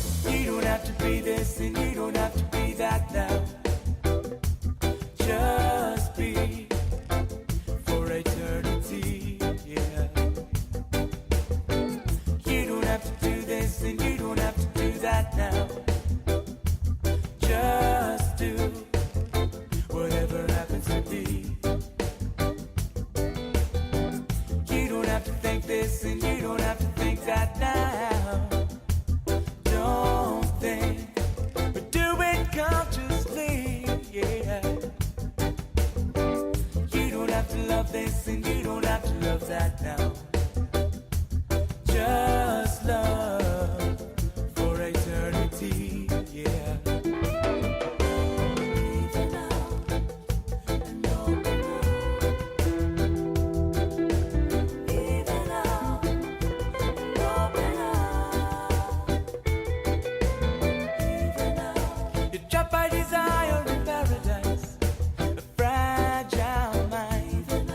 Disillusioned by material dreams.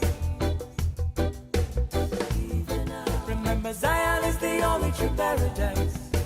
Seek to find and rejoice immaterially. For Zion is all, Zion is ever.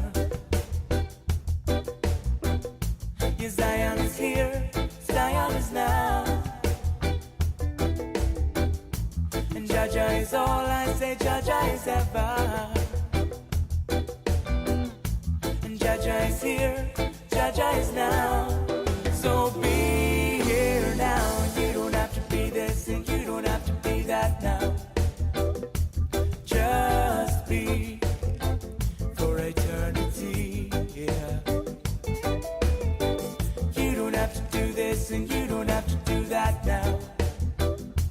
Just do whatever happens to be. You don't have to think this and you don't have to think that now. Don't think, but do it consciously, yeah. You don't have to love this and you don't have to love that now. Just love for eternity, yeah.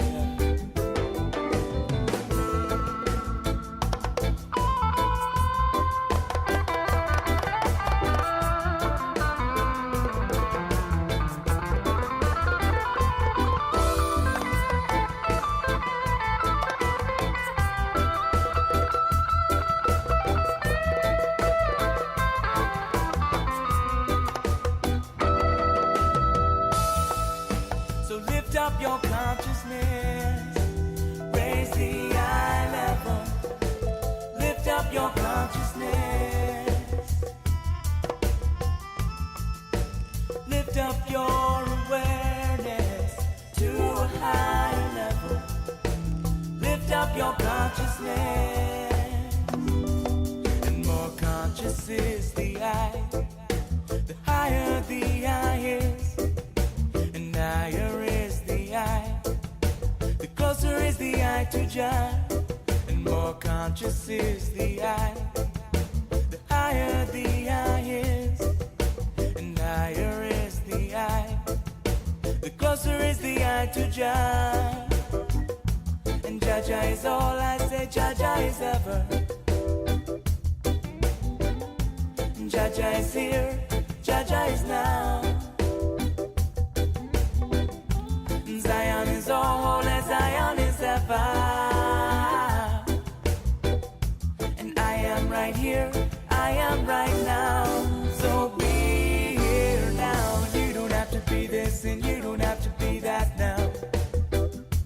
Just be for eternity, yeah. You don't have to do this and you don't have to do that now. Just do whatever happens to be. You don't have to think this and you don't have to think that now. Don't think, but do it consciously, yeah. You don't have to love this and you don't have to love that now. Just love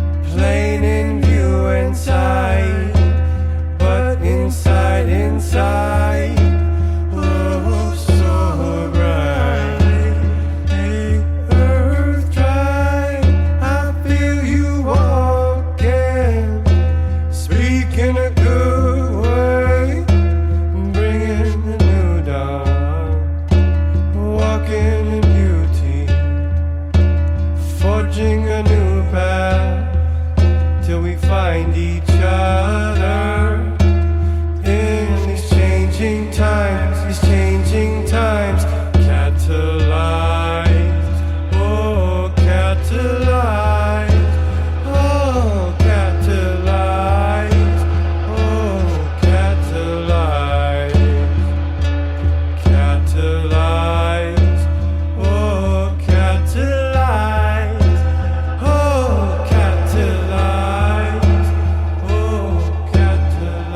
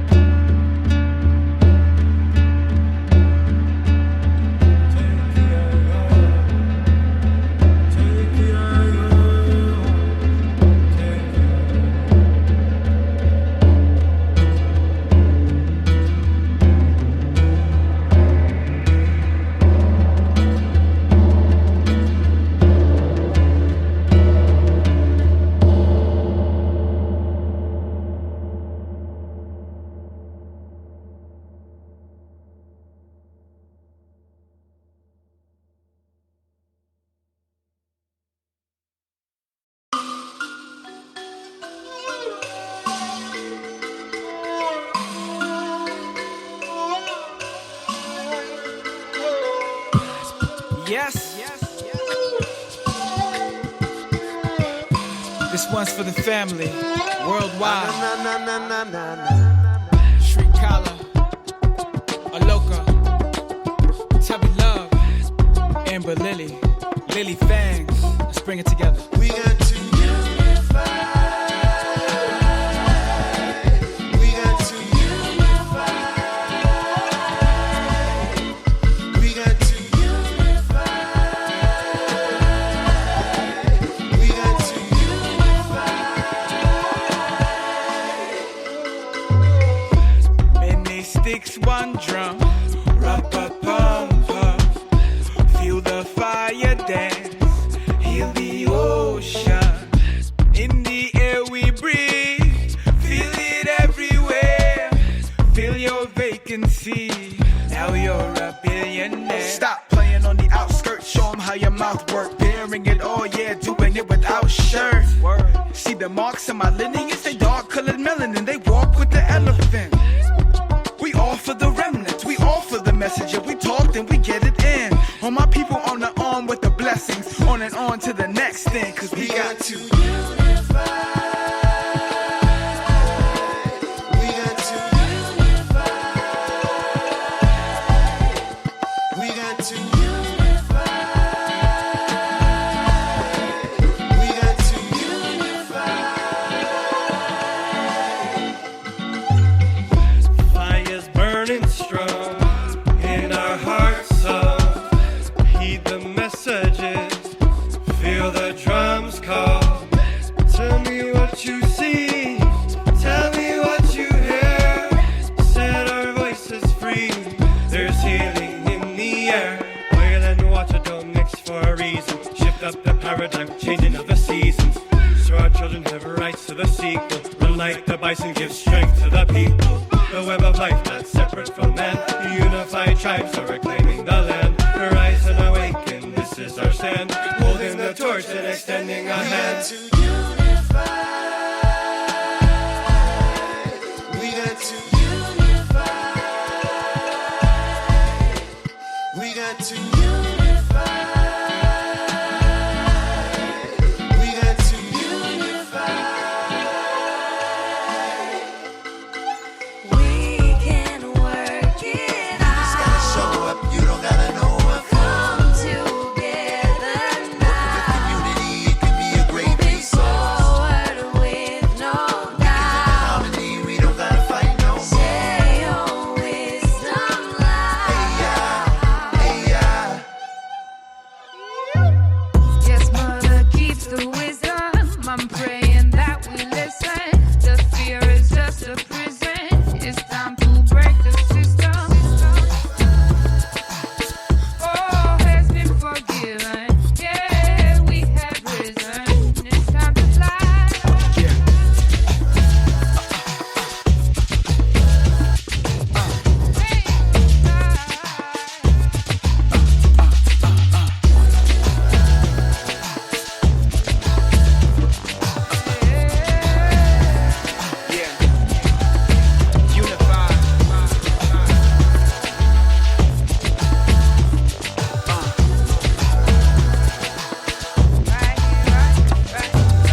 Right here, right now, no fear, no doubt. Right here, right now, right here, right now.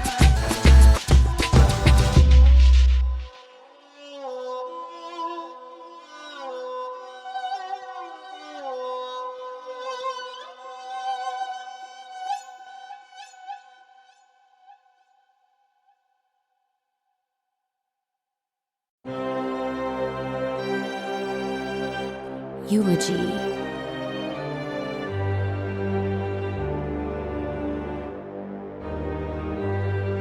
Misconception was born in 1986, January 4th at Capricorn, weighing in at 5 pounds 6 ounces.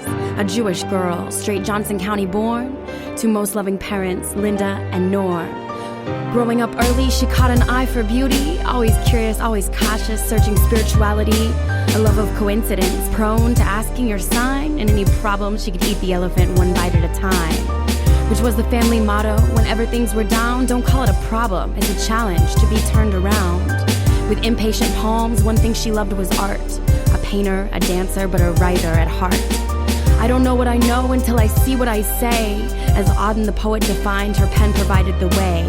Through music and poetry, she wove her words well. A journalism degree taught her how to write and sell. Misconception, Capricorn, female. Firstborn, 7 years, sat next to Abraham. Elohim turned both half woman, half man. Misconception, miscontraception, selection, missed, self-reflection, misconfession, misallocated inflections, digression, misconception, complexion, revolutionizing inflection. The way you speak is the way you see, is the way you think your thoughts through me. Well, thoughts work like magnets. You attract what you question. Life is really all about creating a reflection. Some say her eyes were like rooms you could live in, but it's what's in between the ears that matters in the end.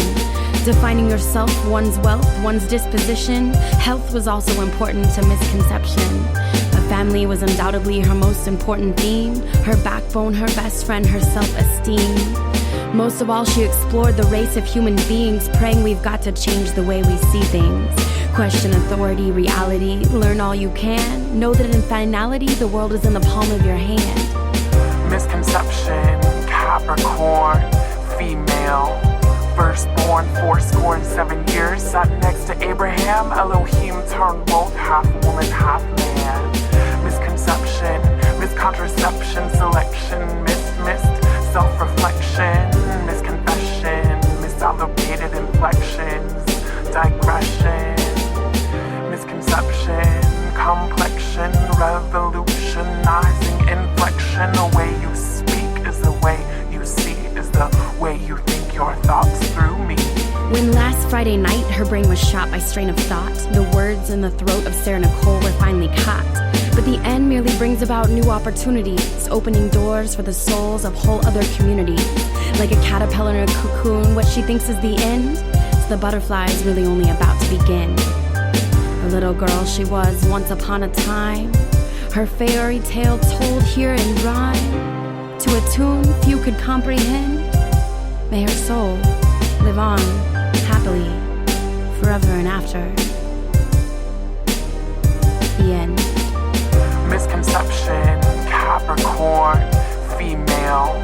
Firstborn, 7 years, sat next to Abraham. Elohim turned both half woman, half man. Misconception, miscontraception, selection, missed, self-reflection, misconfession, misallocated inflections, digression.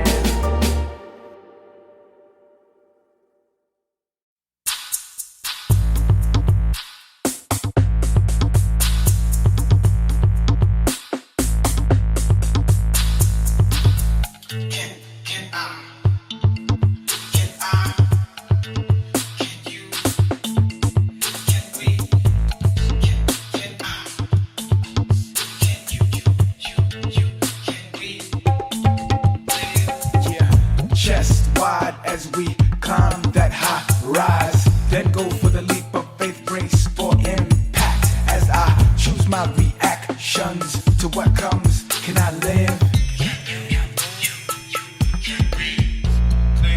Plenty of room here, and I find that epic. It's all one here, and at the same time separate. It's all happening here, a spark of the splendid.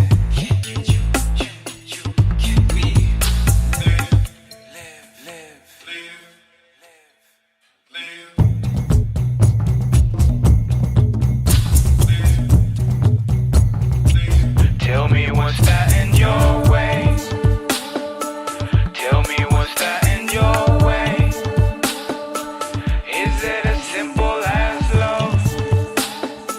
Staring right into your face.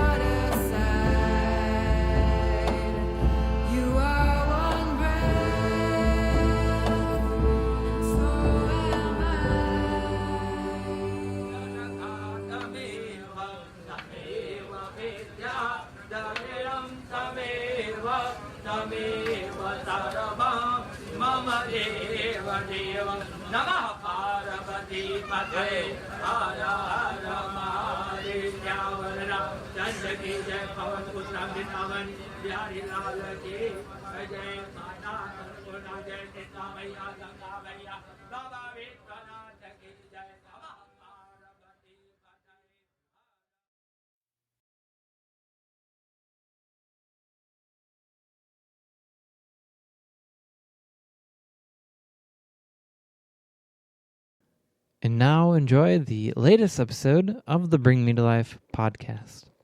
This is Shannon Shine here with our 91st podcast. I'm really excited to be your host, and I have a really cool guest here that I am excited to finally have on the podcast. I met her at Tea Party a few years ago and have adored her art since. And we're just really excited to share her story. So I'd like to introduce Ms. Ashton Hill. Hello.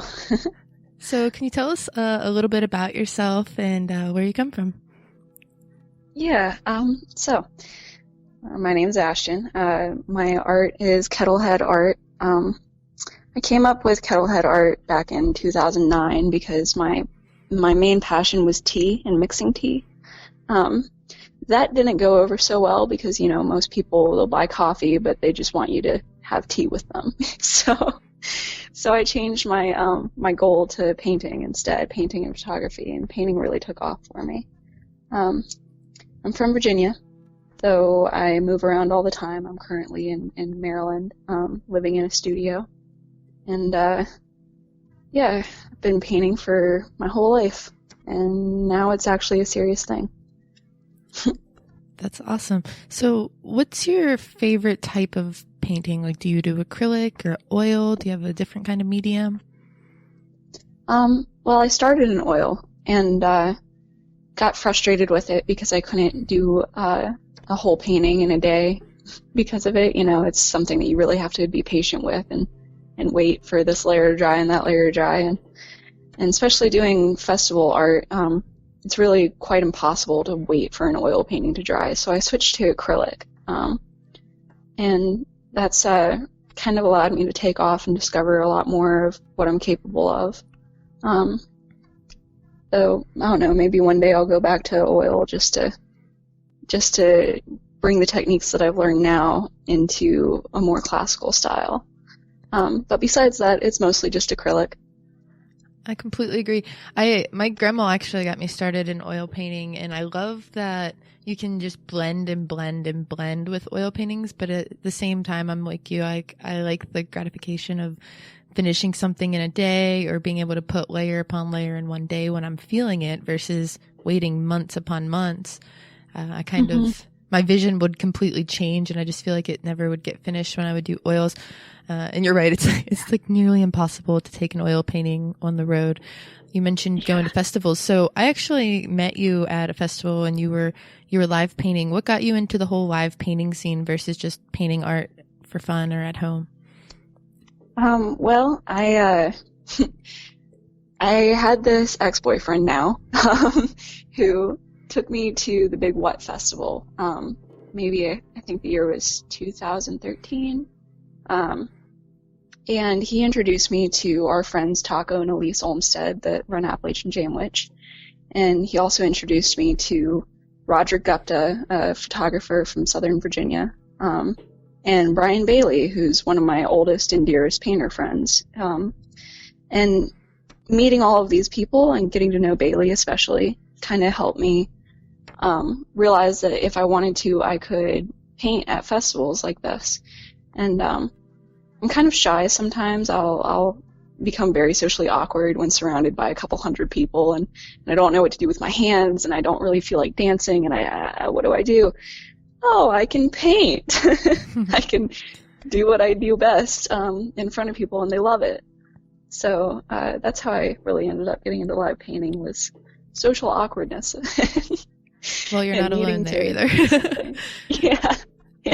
I tried to do some live painting, and I do when I get time. I do a lot of workshops now, but what got me into being able to do workshops personally was I started painting. And for those of you who don't know, live painting, you're, like she said, you're at a festival and there's hundreds, sometimes thousands of people there. And to be an artist, you're painting in front of all these people, so you're like releasing a piece of your soul publicly. Like if you paint at home, you can hide a mistake, or you can shift things, and yeah, you can do that there, but people are curious, so they're watching you. But it's still like fun and relaxing. Like it doesn't seem as taunting or ridiculous if someone's sitting there and they're like, man, that's so cool. How'd you do that? Because they'll see a canvas go from blank or just a few first layers to like super detailed, and they're fascinated with it. And I feel like it promotes them to be more connected to the piece themselves if they see it be created from show to show or musician to musician, and they can see the different energy that feeds into a painting by the music that the artist is listening to. And it just seems really cool, because we introduced live painting this year in a bigger format to our event, Crystal Chalice Woods, and it has a lot of local older people that come to it too, and they'd never seen anything like that. They'd never seen artists who just paint to the music, and they were so fascinated by it that I think live painting is going to grow beyond the festival scene more and more. So that's really exciting. So other than that, what is something that you really enjoy about painting? Is it more of a therapy for you, or is it a job now? Is it both? Well, it's both for sure. I think at first it was more therapy. I've painted through a lot of different traumas throughout my life, and learned a lot of lessons through it. I guess I decided that I wanted to be a painter, and solely a painter, a couple years ago, and refused to get a job that would take my time away from me, which is easy to look at and be like, oh, what a lazy person. But in reality, it was the fact that if I had gotten a job that took up my time, then I would have not had the space to be creative also. So I've spent a couple years kind of struggling, painting and just barely scraping by, and having to do like other odds and ends to pay the bills. And then just recently, I guess last year, I kind of was dropped in a situation where I'm very blessed to have a benefactor, basically, who has allowed me to live in their guest house across the street and call it my studio. And part of my job here is to redecorate and do murals in their house. So right now I'm living the life, rent-free, and being paid for the work that I'm doing in the house that I live in. So it can happen. It just takes a lot of determination. Well, I think that's a beautiful story, and I'm really glad that you shared that, because so many people are afraid to follow their dream and to do that couple months or years of scraping by to manifest that opportunity to do what you love to do. So I'm really grateful that you were able to do that and you're in that position. So can you tell me a little bit about some of maybe your favorite pieces, or pieces that have a little bit more of your heart in them? Yeah. I mean, all of them have a whole lot of my heart in them. It's hard for me to paint something that means nothing to me, or paint something that is purely for aesthetic value, like, people like eyeballs, so here's a painting of an eyeball. Like, I just can't get into it. It usually has to come from my heart for me to be able to do it. So recently I've done two paintings. One is still I'm working on, but I'm going to go ahead and bring up the tetragrammaton painting. So I did this painting, and they're going to add, or you guys are going to add the images onto the video, I believe. Yeah, we're going to add the description and the picture that you kind of put arrows to explain to our YouTube video. So if you're listening to this on Spreaker or any of our other platforms, if you log into our YouTube video and you actually look at the feed, you'll see the picture of the painting that she's going to describe, as well as on our website, projectbringmetolife.com. You'll be able to see the image, and it's a really beautiful image. I can't wait to hear your verbal explanation of it. Thanks. So the painting is called Breath, the name of creation. And I call it the tetragrammaton painting because That's the symbol that's in the very middle of it. So the painting basically is this. It's broken down into 3 sections, which are 3 circles all overlapping in a ladder. And then moving outside from those circles are 4 sections, and those are the 4 elements. So let's get back to basic, because this is way too complicated to explain thoroughly, unfortunately. I wish that it was less complicated, kind of. Anyway, so the 3 sections. I went to Israel back in 2009, and I was speaking with a priest in a synagogue, and he explained to me and the people I was with that the very first name of God that ever existed was not Jesus, and it wasn't Buddha, and it wasn't, it wasn't a name like that. The very first name of God that ever existed, according to Hebrew mythology, is breath. Literally breath. And that's the only way that you could pronounce it. And derived from that breath came the letters Yahweh. So that was the first Hebrew name of God, Yahweh. But really, it's which to me means that you're born speaking the name of God. And when you die, the last thing that you say, the last thing that you do is breathe the name of God. So you can literally say, I don't believe in God, but by saying that, you are actually worshiping. So based on this book that I got called Alchemy and Mysticism,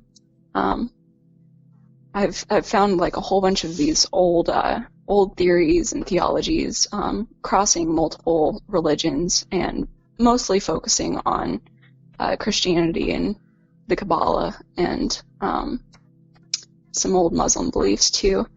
But basically, in this book that I've been using as my dictionary here, this guy named Joachim Fior came up with the theory that there's 3 cosmic ages. I believe that there's a lot more than that, but these ones are relative to living people now.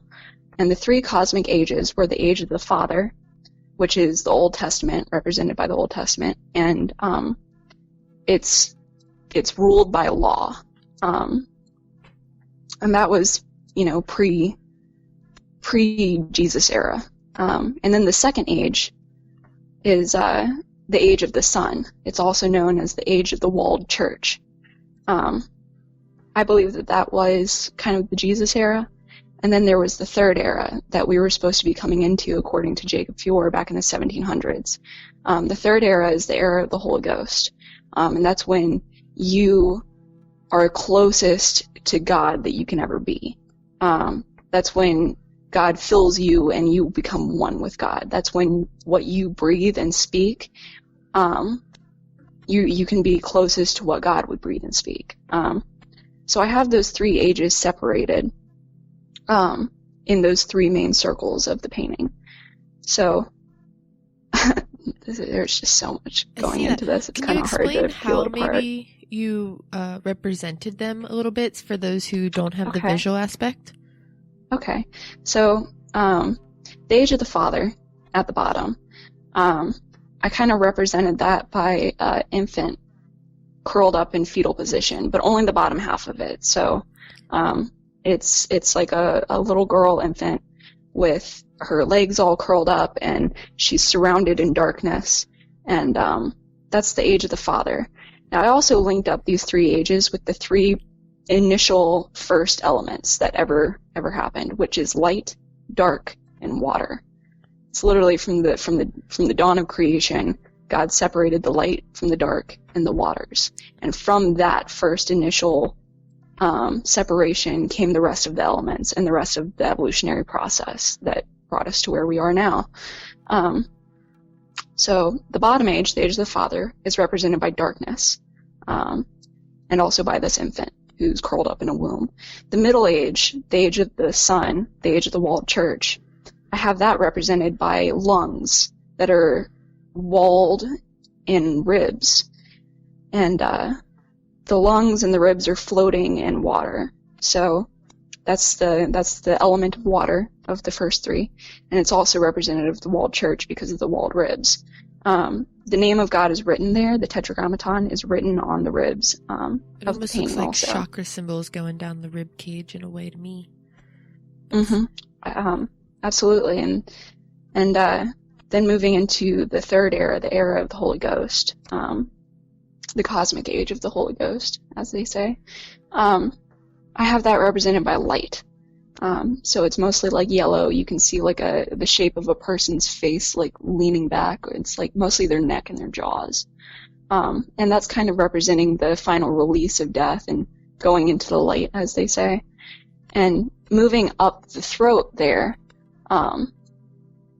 there's a couple symbols laying over each other. One is the Kundalini symbol, basically meaning that in that third age, as predicted, our energy has finally moved to the throat, to the first level of higher consciousness, where we are able to speak. Our energy is now there, where we're able to speak the name of God and know what we're saying, know what we're doing. And overlaying that is the Sephiroth, I think. Hold on, let me take a look. The Sephiroth, yeah, it looks almost like Yeah. some sacred geometry of a sort. Yeah, kind of and above some it snakes. is. It's the tree of life. It's the symbol for the tree of life, That's what I thought. which is 10 points. Now, interestingly enough, the tree of life, those 10 points in the Kabbalah are derived from the Tetragrammaton. Those 10 points are the next 10 names of God after the first breath. So, real quick, Kundalini what is the energy. Kabbalah? What is this, for those Oh, who don't know? The Kabbalah is probably much more ancient than the Bible, and it's basically what Judaism and the Bible were based off of in the beginning. The Kabbalah is basically the original of that section of religion. I think it's very important to pay attention to all eras of religion, not just what modern Bible says, Oh, for sure. or and just to throw this out here, I grew up as a pastor's kid, and I left that side of my life for a long time, and over the years I've kind of come back to a lot of the symbology that I can't deny, and it plays a really big part of my life. That's why so much of this has to do with Judaism and Christian symbology. I think it's important for us to kind of separate from the beliefs that we're given as children, no matter how strong they may be, just to find them again in our own light versus what we've been told. I feel like I've done similar, and I know lots of other people that are on this spiritual path who they were raised one way very specifically, and they separated themselves, gave them some like time to experience things, and they still come back to it, but in such a different light, and it's more embracing because we kind of found it on our own. Yeah. In fact, I know that if, for instance, my mom were to look at this painting, she would automatically not like it because it's mixing Gnostic symbolism and other symbols that aren't all Christian in with these Christian symbols. So I know automatically your typical good Christian isn't going to like this painting. But I see how these things are connected personally, and that's kind of my point here. Another symbol that's in here is the Ouroboros, and the idea that all of it comes back around, that, the infinite circle of creation and existence. That's kind of represented So, as, looks like kind of like an egg. Am I looking at the right thing? actually, the egg is the cosmic egg of time, and the cosmic egg of the philosophical egg, which is also known as the sorcerer's stone. Oh yeah. But it's basically just enlightened wisdom. It's cosmic wisdom. It's reaching the tree of life, basically, and it's cracking in this image, basically meaning that when we are able to rise our Kundalini energy to acknowledge the 10 names of God, that we will be cracking into the infinite knowledge that we have, but haven't been awake to yet, we're just now coming into this third cosmic age, according to my theory. So that's what that's about. And the Ouroboros is at the top. He's engulfed in fire, but then you can see a snake's head swallowing its own tail just above the lips and above the just above the egg and the lips. It's like right there, barely. Okay, I can see it. So yeah, so that's that painting. Well, I really love the top half, or the top circle more so. It's so detailed, and when I first look at it, I know that you said it's the Tetragrammaton, but it also kind of looks like a Vesca Pisces in a way. Like you got the two circles coming together, and they're creating that the symbol in the center that's the breath. And you also have, it looks like, elements in here. Can you explain why you use the elements with it? Yeah. So from the first, according to the theories that I came to in this book, and some other books, but basically the idea is that after that first breath of God, the first dawning of creation, three elements split from that moment that God wanted to experience himself. And I just used himself, itself. So from that first breath came light and dark and waters. And from those first three elements, then came the next four elements, which in this order, from density to the lightest, is earth, water, air, and fire. And the way that it was described and illustrated in the Alchemy and Mysticism book, I'm trying to remember who. Oh, Flood, Robert Flood. He organized them in the density. What do you call it? Sorry, I'm kind of stumbling over my words here. He organized it according to density from the outside in. So that's how I organized it. There's mountains on the outside here representing land. Then there's clouds and rain falling on the land. And then there's air, just like black space around the fire that is actually encircling the dawn of creation. So the image in the middle is basically representative of the dawn of creation, of breath, and also of our ability to come to the realization that we are just as much a part of it as God is. And we are coming into an age where we can actually be at one with God instead of separate or walled away from him or hidden in darkness. I think we're finally reaching this like enlightened age where we've seen creation, we've studied it, we've been separate of it, and now we're coming full circle. So that's kind of the theory of that. There's a lot more about this painting that's all written down and explained. I have it in the description on my website and on my Facebook. Go ahead and tell them where your Facebook is, and we'll remind them at the end of the podcast. But if somebody that doesn't necessarily want to get on YouTube, they want to see this picture and they want to see your in-depth description, which we might not have the full description on the YouTube, but then they can also add you. Where can they find you in this photo?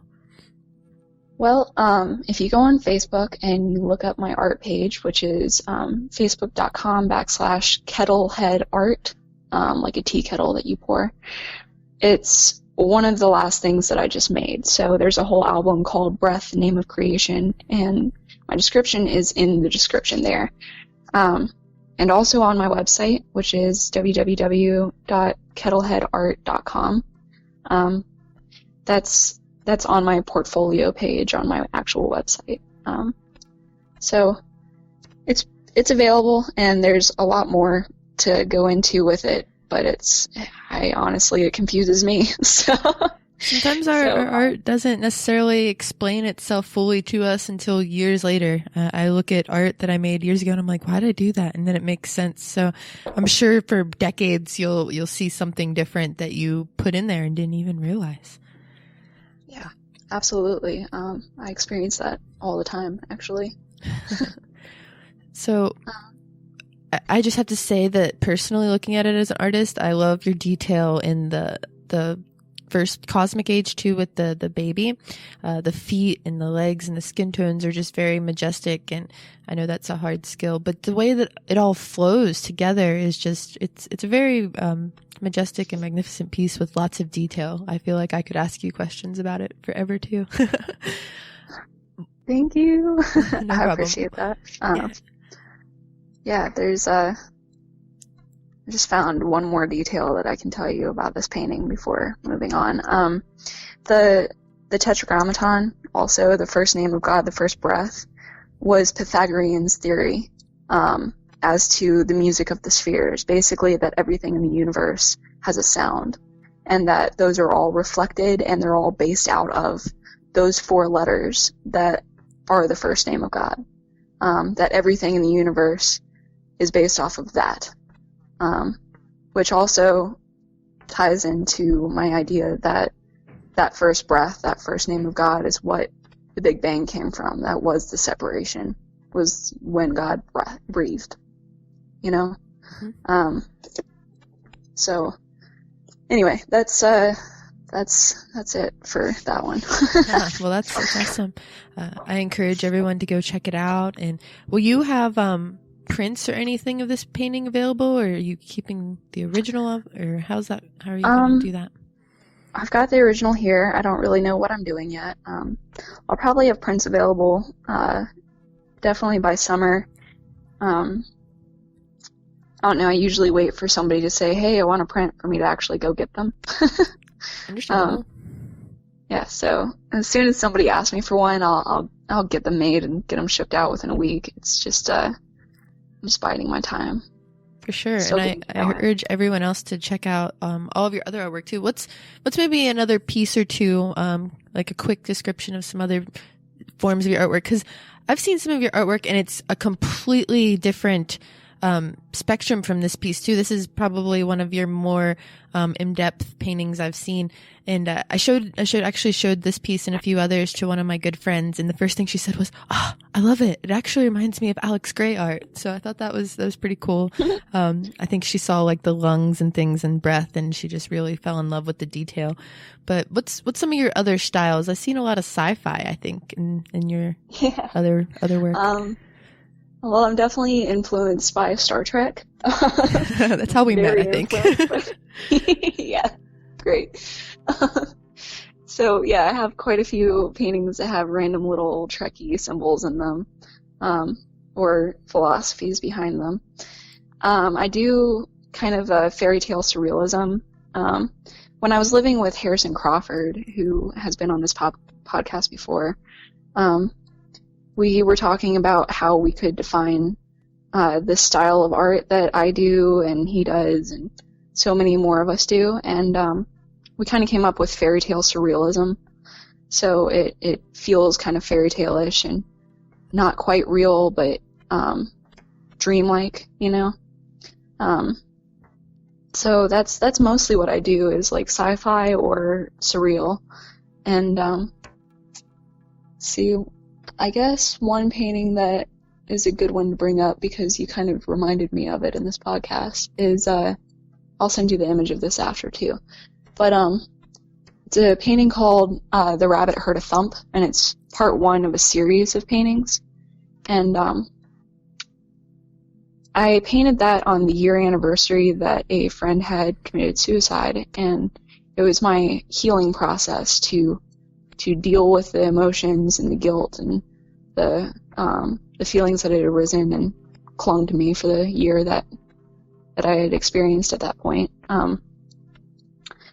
The painting is representative of myself in a lot more ways than I realized at first. Years and years and years and years and years later, somebody pointed at this red tuft of fur that I put on this rabbit's chest, and they said, why is there blood on this rabbit's chest? And I'm like, that's not blood, you silly person. What are you talking about? And like another person said it again, and that's not blood. And another person said it.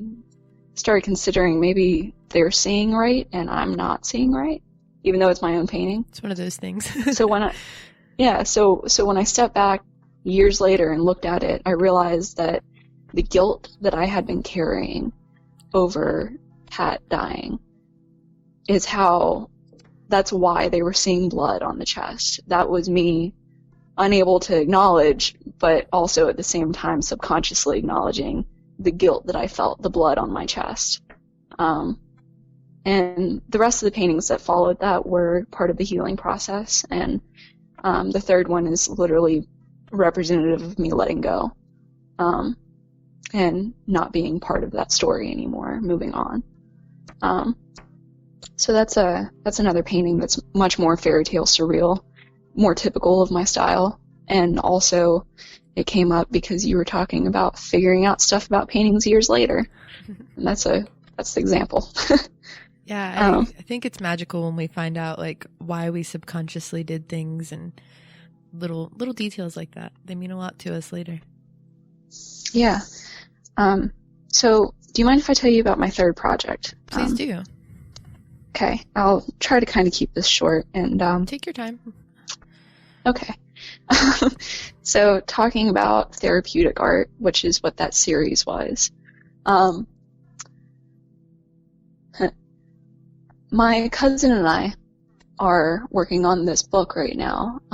We just came up with the idea a couple nights ago, and we've already reached out and have gotten a really good response, and we're hoping to get even more response. But we're working on this project called the Anonymous Project. Let me see if I can pull up my details here.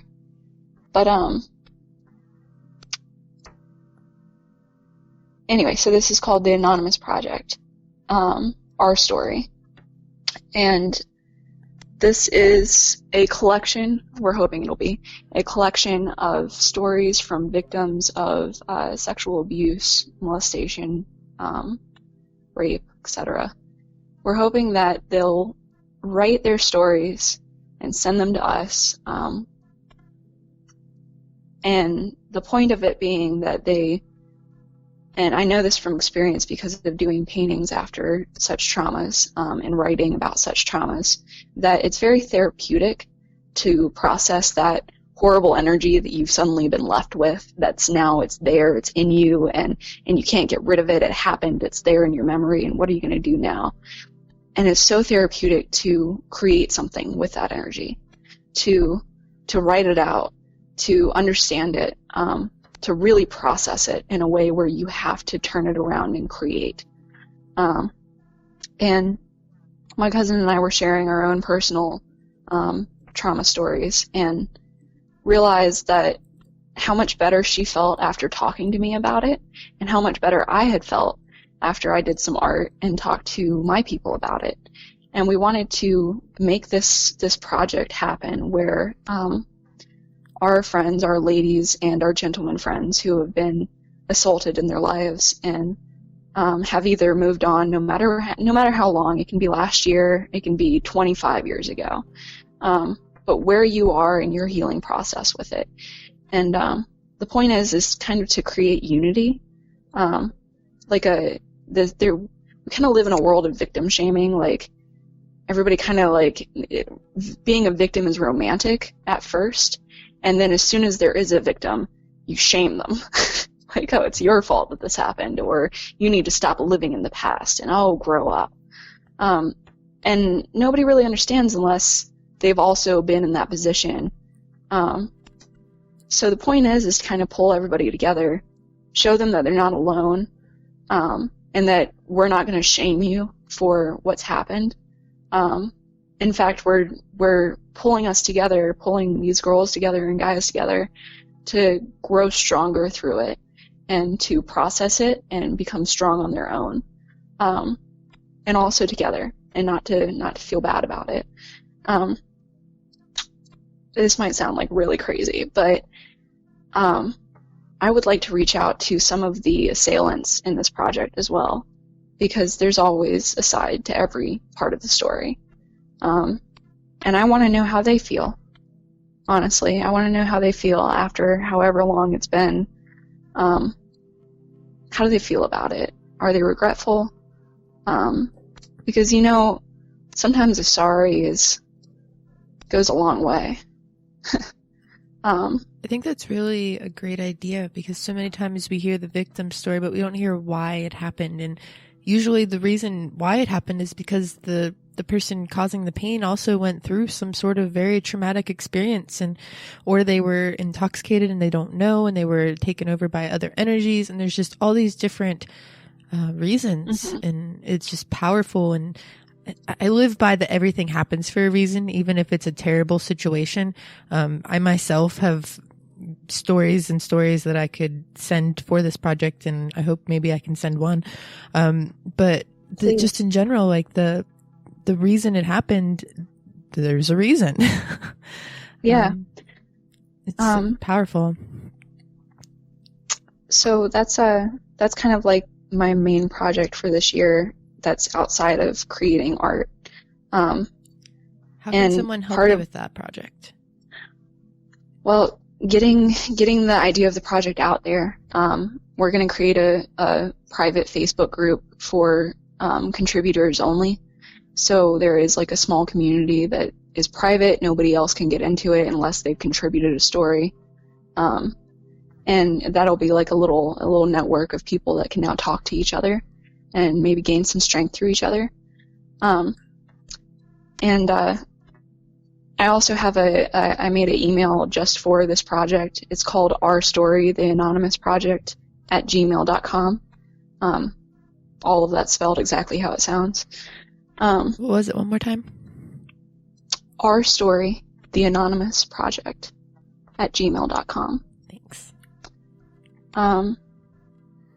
We just want to give a voice to people that felt like they didn't have a voice.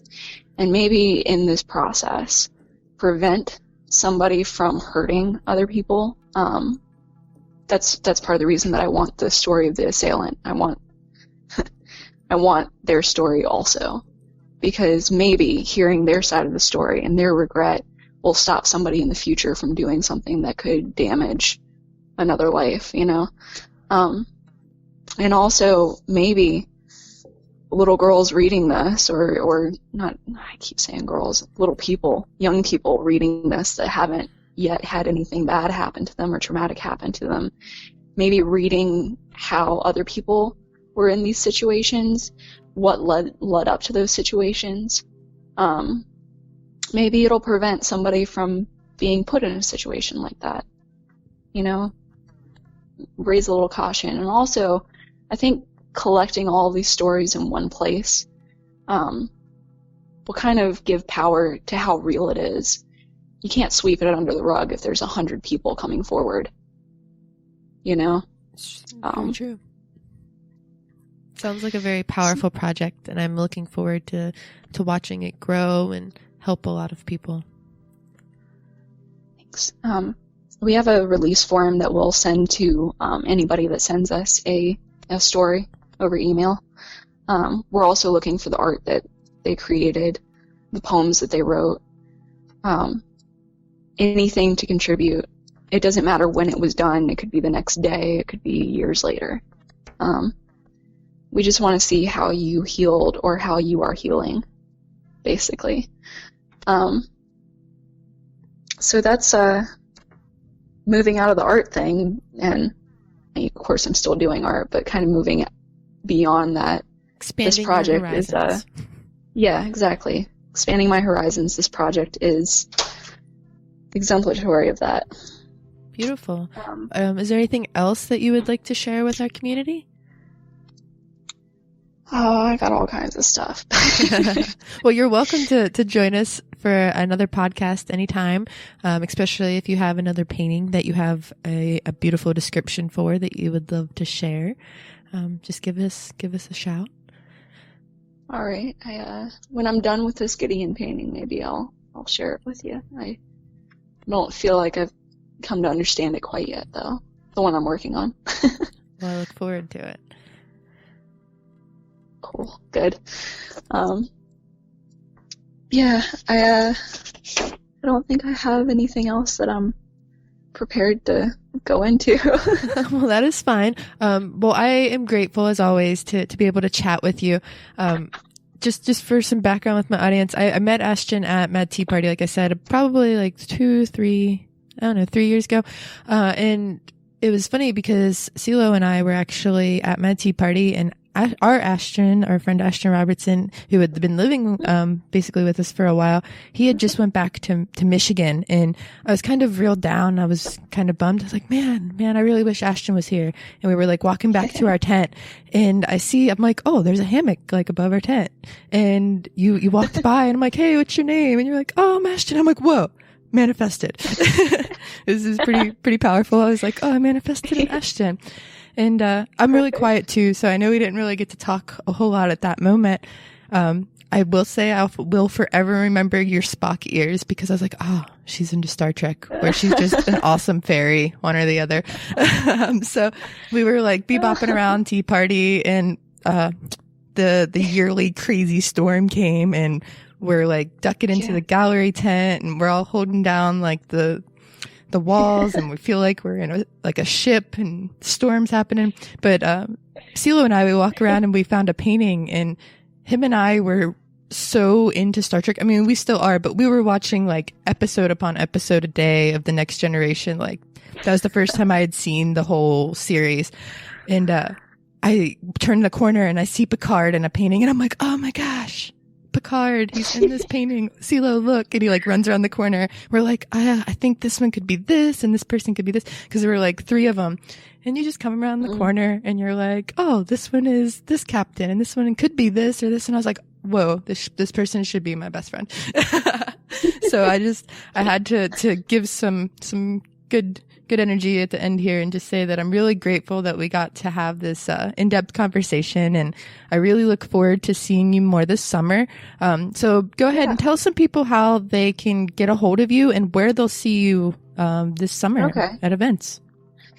Well, so again, I'm Kettlehead Art is my art name, like a tea kettle, or a pot calling the kettle black. So Kettlehead Art, www.kettleheadart.com. It's also at Gmail, kettleheadart@gmail.com. Let's see. I'm only planning on doing 4 events this summer. One is Mountain Music Festival in New River Gorge, West Virginia. I'm the art director of that. So I focus a little less on what I'm creating there, but I'll be there and organizing 12 to 15 artists and getting them the space to paint and hang and sell their work. And it's an awesome party. I've been their art director for 3 years now, and I love it. I absolutely love it. I wouldn't trade it for just painting in the world for anything. The weekend after that is Fahrenheit Flow Art Festival. And that's definitely not an art festival. It's a flow toy festival, so mostly, hoops and poi and juggling and whatnot. Your specialty is the wand, am I correct? The floating wand? Yeah, Levy wand. Mm-hmm. Cool. So I play with Levy wand, and that's kind of how I got involved with these people. But this year I'm one of their directors for art and the gallery.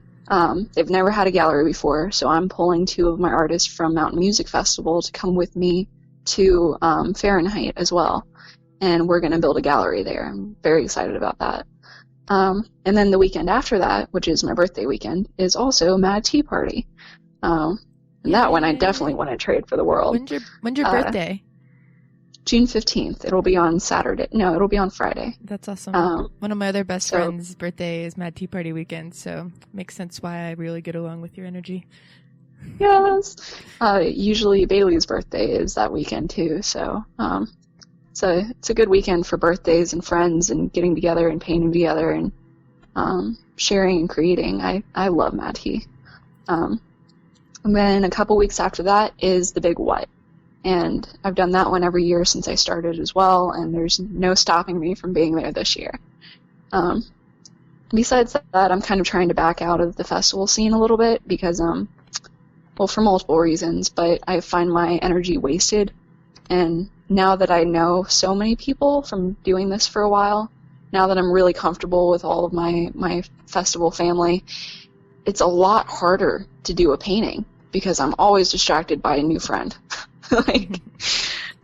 So if I really want to create, I kind of need to do most of it in studio now. So like I said, I'm backing out a little bit, but not completely.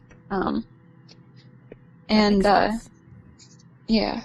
So going back to how to contact me with kettleheadart@gmail.com, don't forget that the email for the Anonymous project, which we're definitely looking for contributors, for anybody that's willing to relive their story enough to write it and to go through it. That email is ourstorytheanonymousproject@gmail.com. And if you can't remember that or you want to find this again, you can always just email me personally, and I can direct you right to it. So that's I think that's mostly how to contact me. I'm also on Instagram, Kettlehead Art. Everything's Kettlehead Art. Yay. Well, I urge everyone to go at her because you'll want to stay up with all of her updates and beautiful artwork. I do want to just give Mad Tea Party another quick plug here. Project Bring Me to Life, CeeLo and I, we're actually doing the workshops for Tea Party. So if anyone's listening to this and they're interested in being a part of Mad Tea Party or learning more about it, you can always hit us up as well. If you want to do a workshop, you can send us an email at projectbringmetolife@gmail.com because it's definitely one of my favorite festivals. Last year it was probably, I think I went to 2 festivals. When I slow down on festivals, Tea Party is the one that I won't miss. There's so much love there. There's so many awesome people there. I always meet somebody new and magical, and I stay friends with them outside of the event. And sometimes at events I'll go and I'll meet people and I don't get to connect with them at the level I would like to. But Tea Party is just such a magical place. I love it. It is. It's the friend festival for sure. For sure. So we'll hopefully see lots of the people that are listening there. And I just, again, Ashton, I want to say thank you so much for joining us. And I know it's not a festival, but hopefully we'll see you at the Crystal Chalice Awards in October. I would love to. Yeah. Anyone that's listening, and if you enjoy Ashton's art, you'll actually be able to nominate her for Artist of the Year, as well as our various other artists that we'll interview through 2017. But yeah, that's awesome. I'm so excited to have you aboard. I think it's going to be a great year for you and your art and everything else that you're adventuring into. Man, thank you so much. Yeah, I'm honored that you had me. I appreciate it a lot. Yeah, people come find me online or at a festival. Cool. Well, I'm going to end the podcast here with saying thank you for waking up and shining on with us, everybody, and leave us your thoughts, comments, and anything you enjoy in our live chat or any other place you find us, and have a great day. And now enjoy this guided meditation.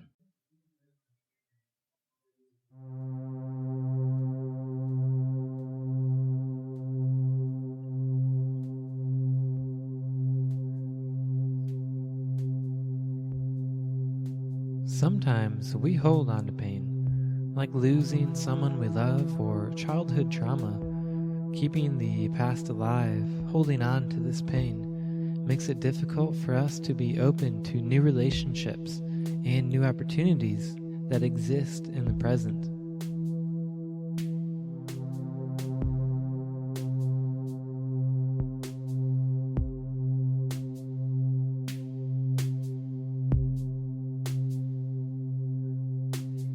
Bring to mind any emotional baggage from your past.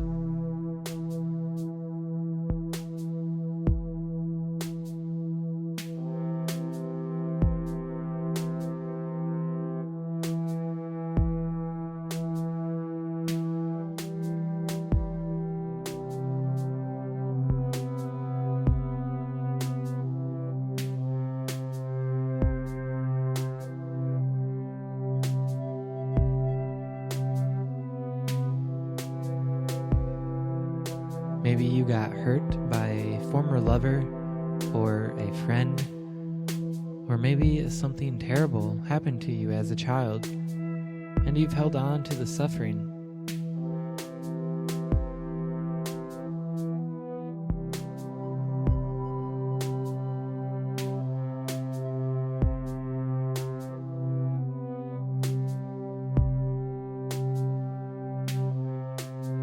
It is time to let that go.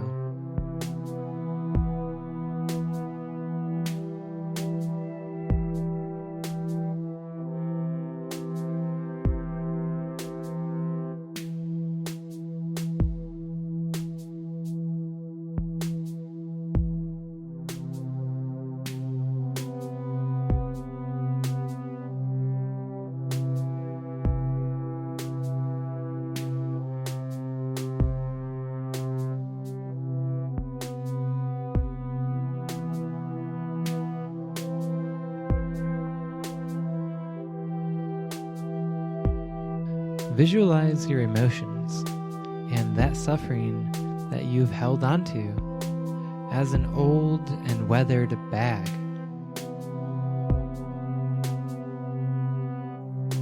It can be a book bag or a briefcase, a suitcase, whatever you prefer.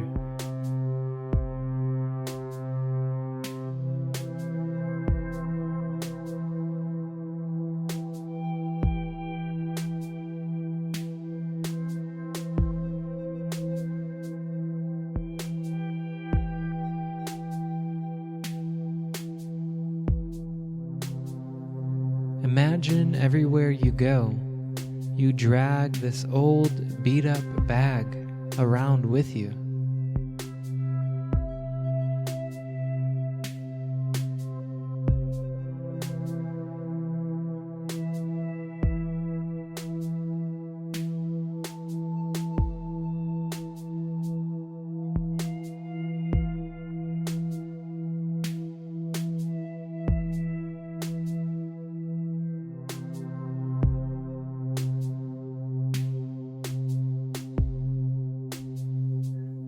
Think about how much this bag weighs you down.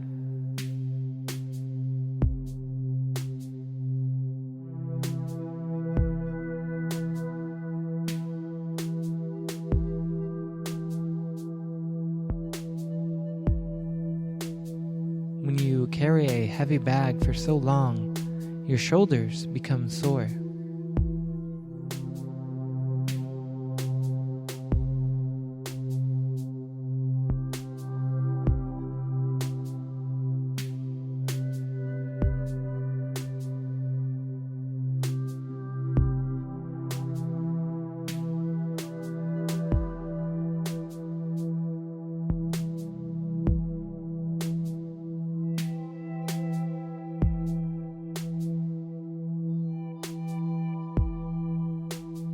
When you experienced that pain or a terrible moment as a child, whatever it is, when you experienced that, you were hurting and needed to process your pain and understand what it meant.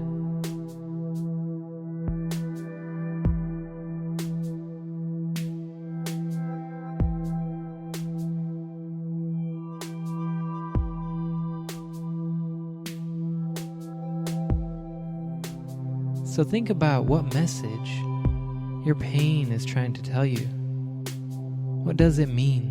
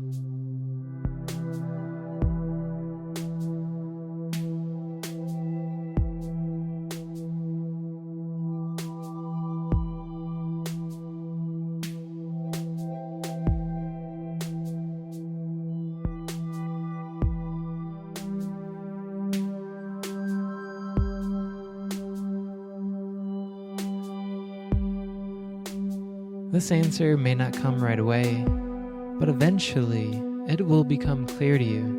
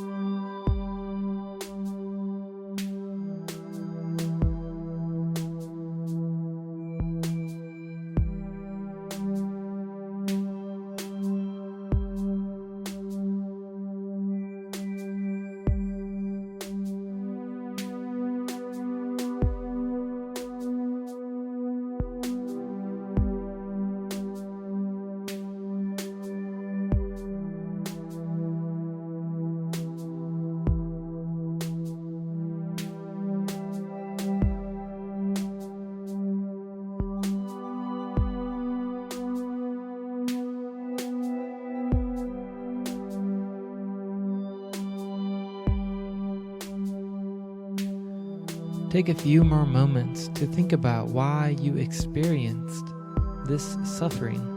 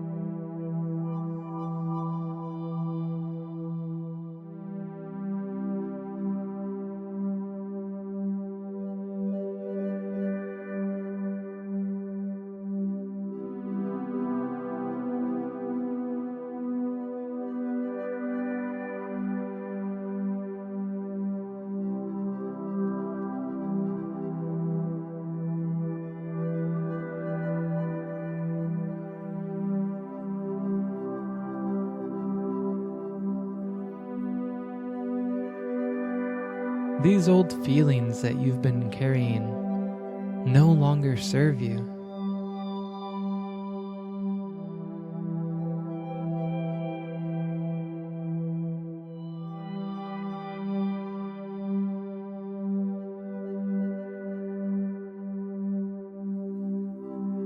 This suffering has exhausted its purpose.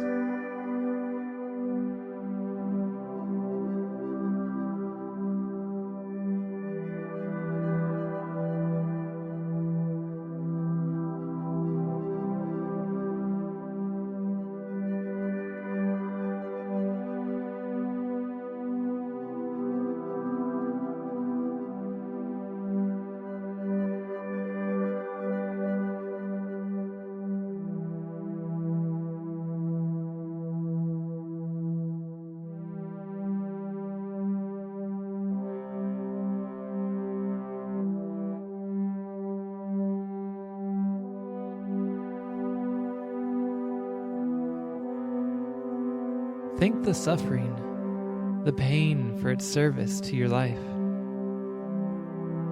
This may seem strange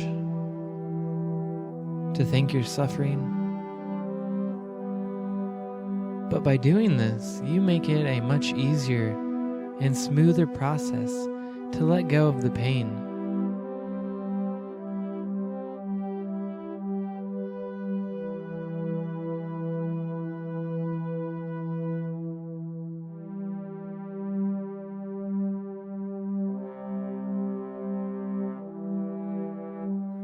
So thank all the pain, the suffering, the trauma for its service.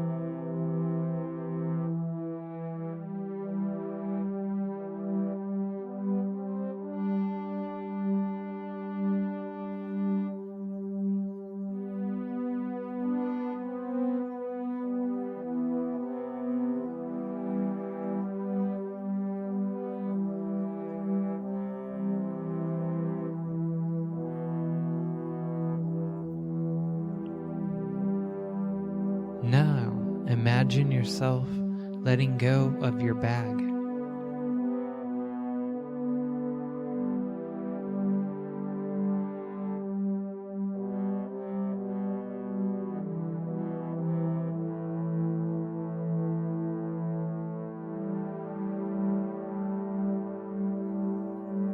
If you have a bag, let it fall off your back and shoulders.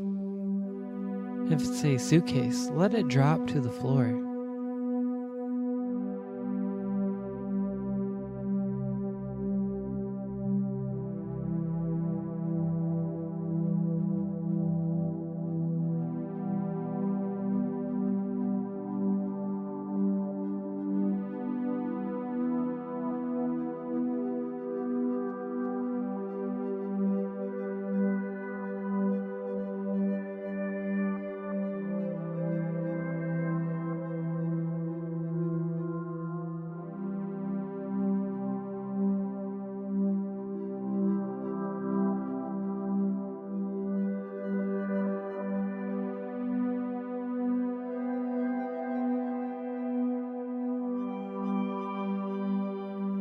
Imagine how much lighter it feels to have let it all go.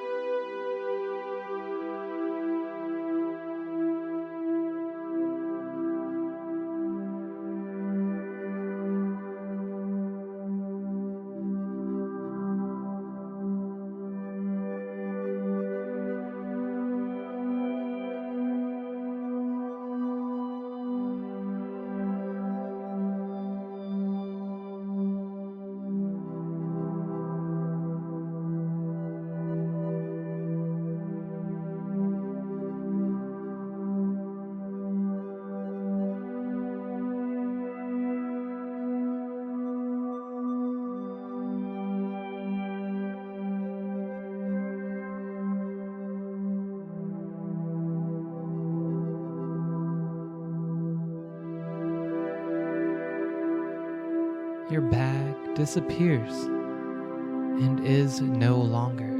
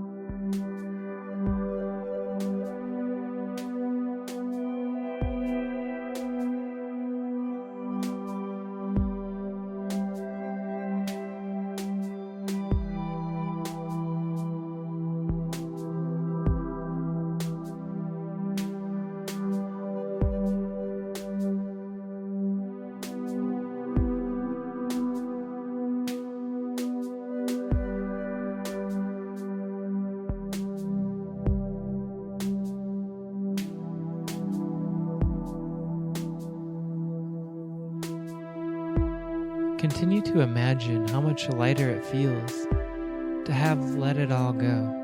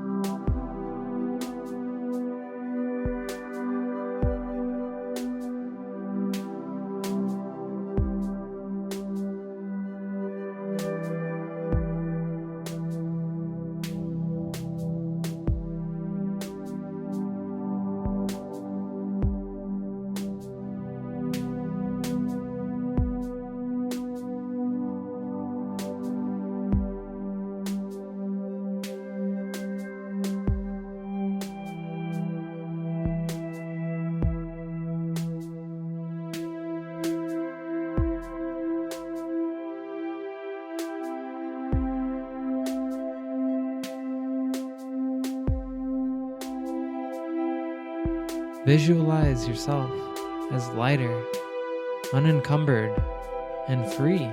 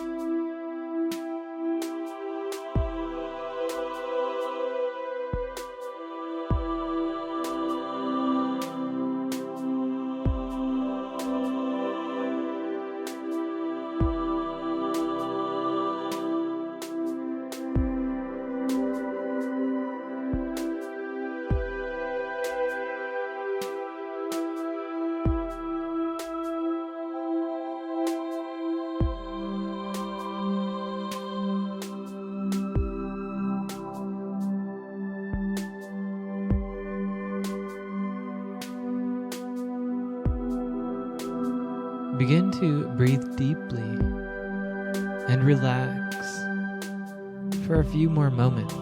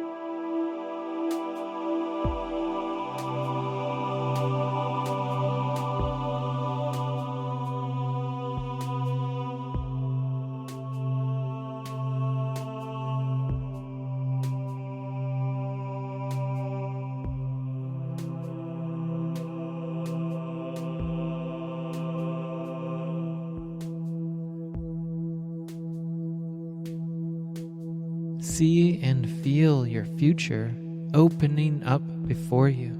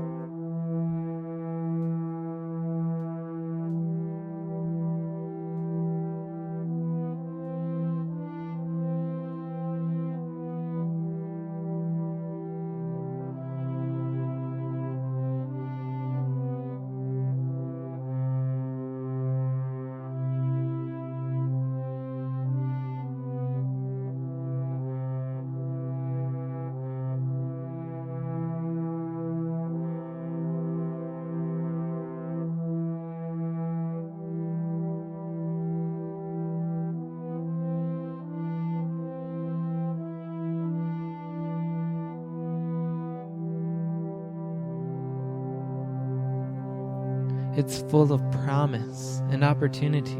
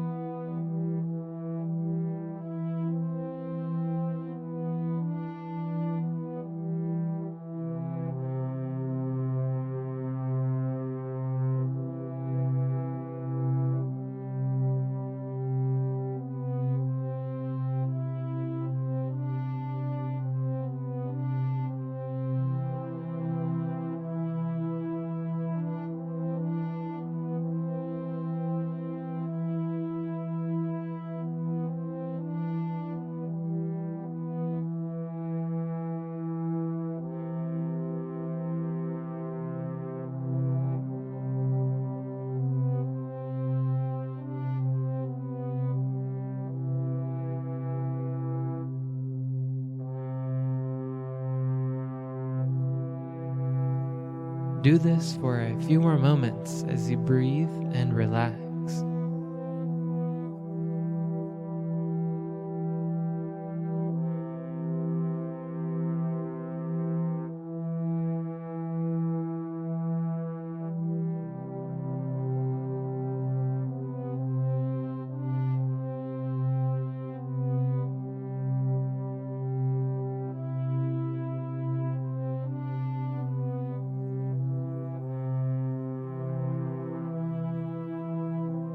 Now return to your breath.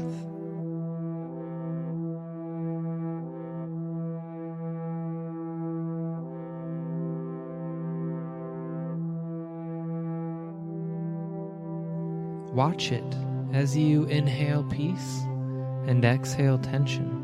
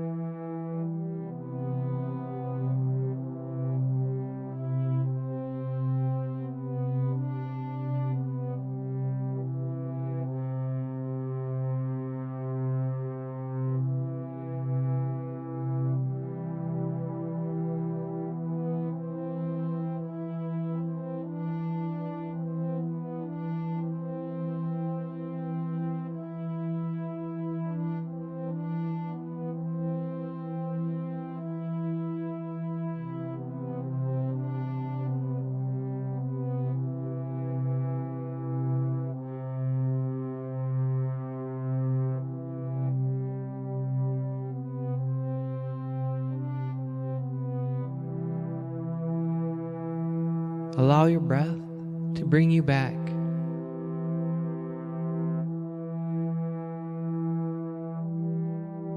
As we end the meditation,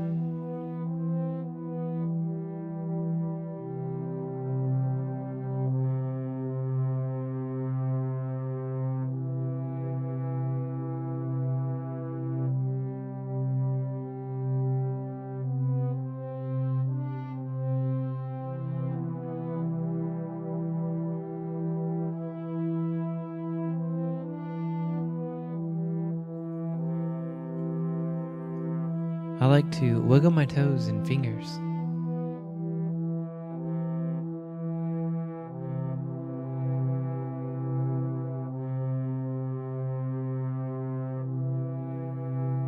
But do whatever helps you come out of a meditation.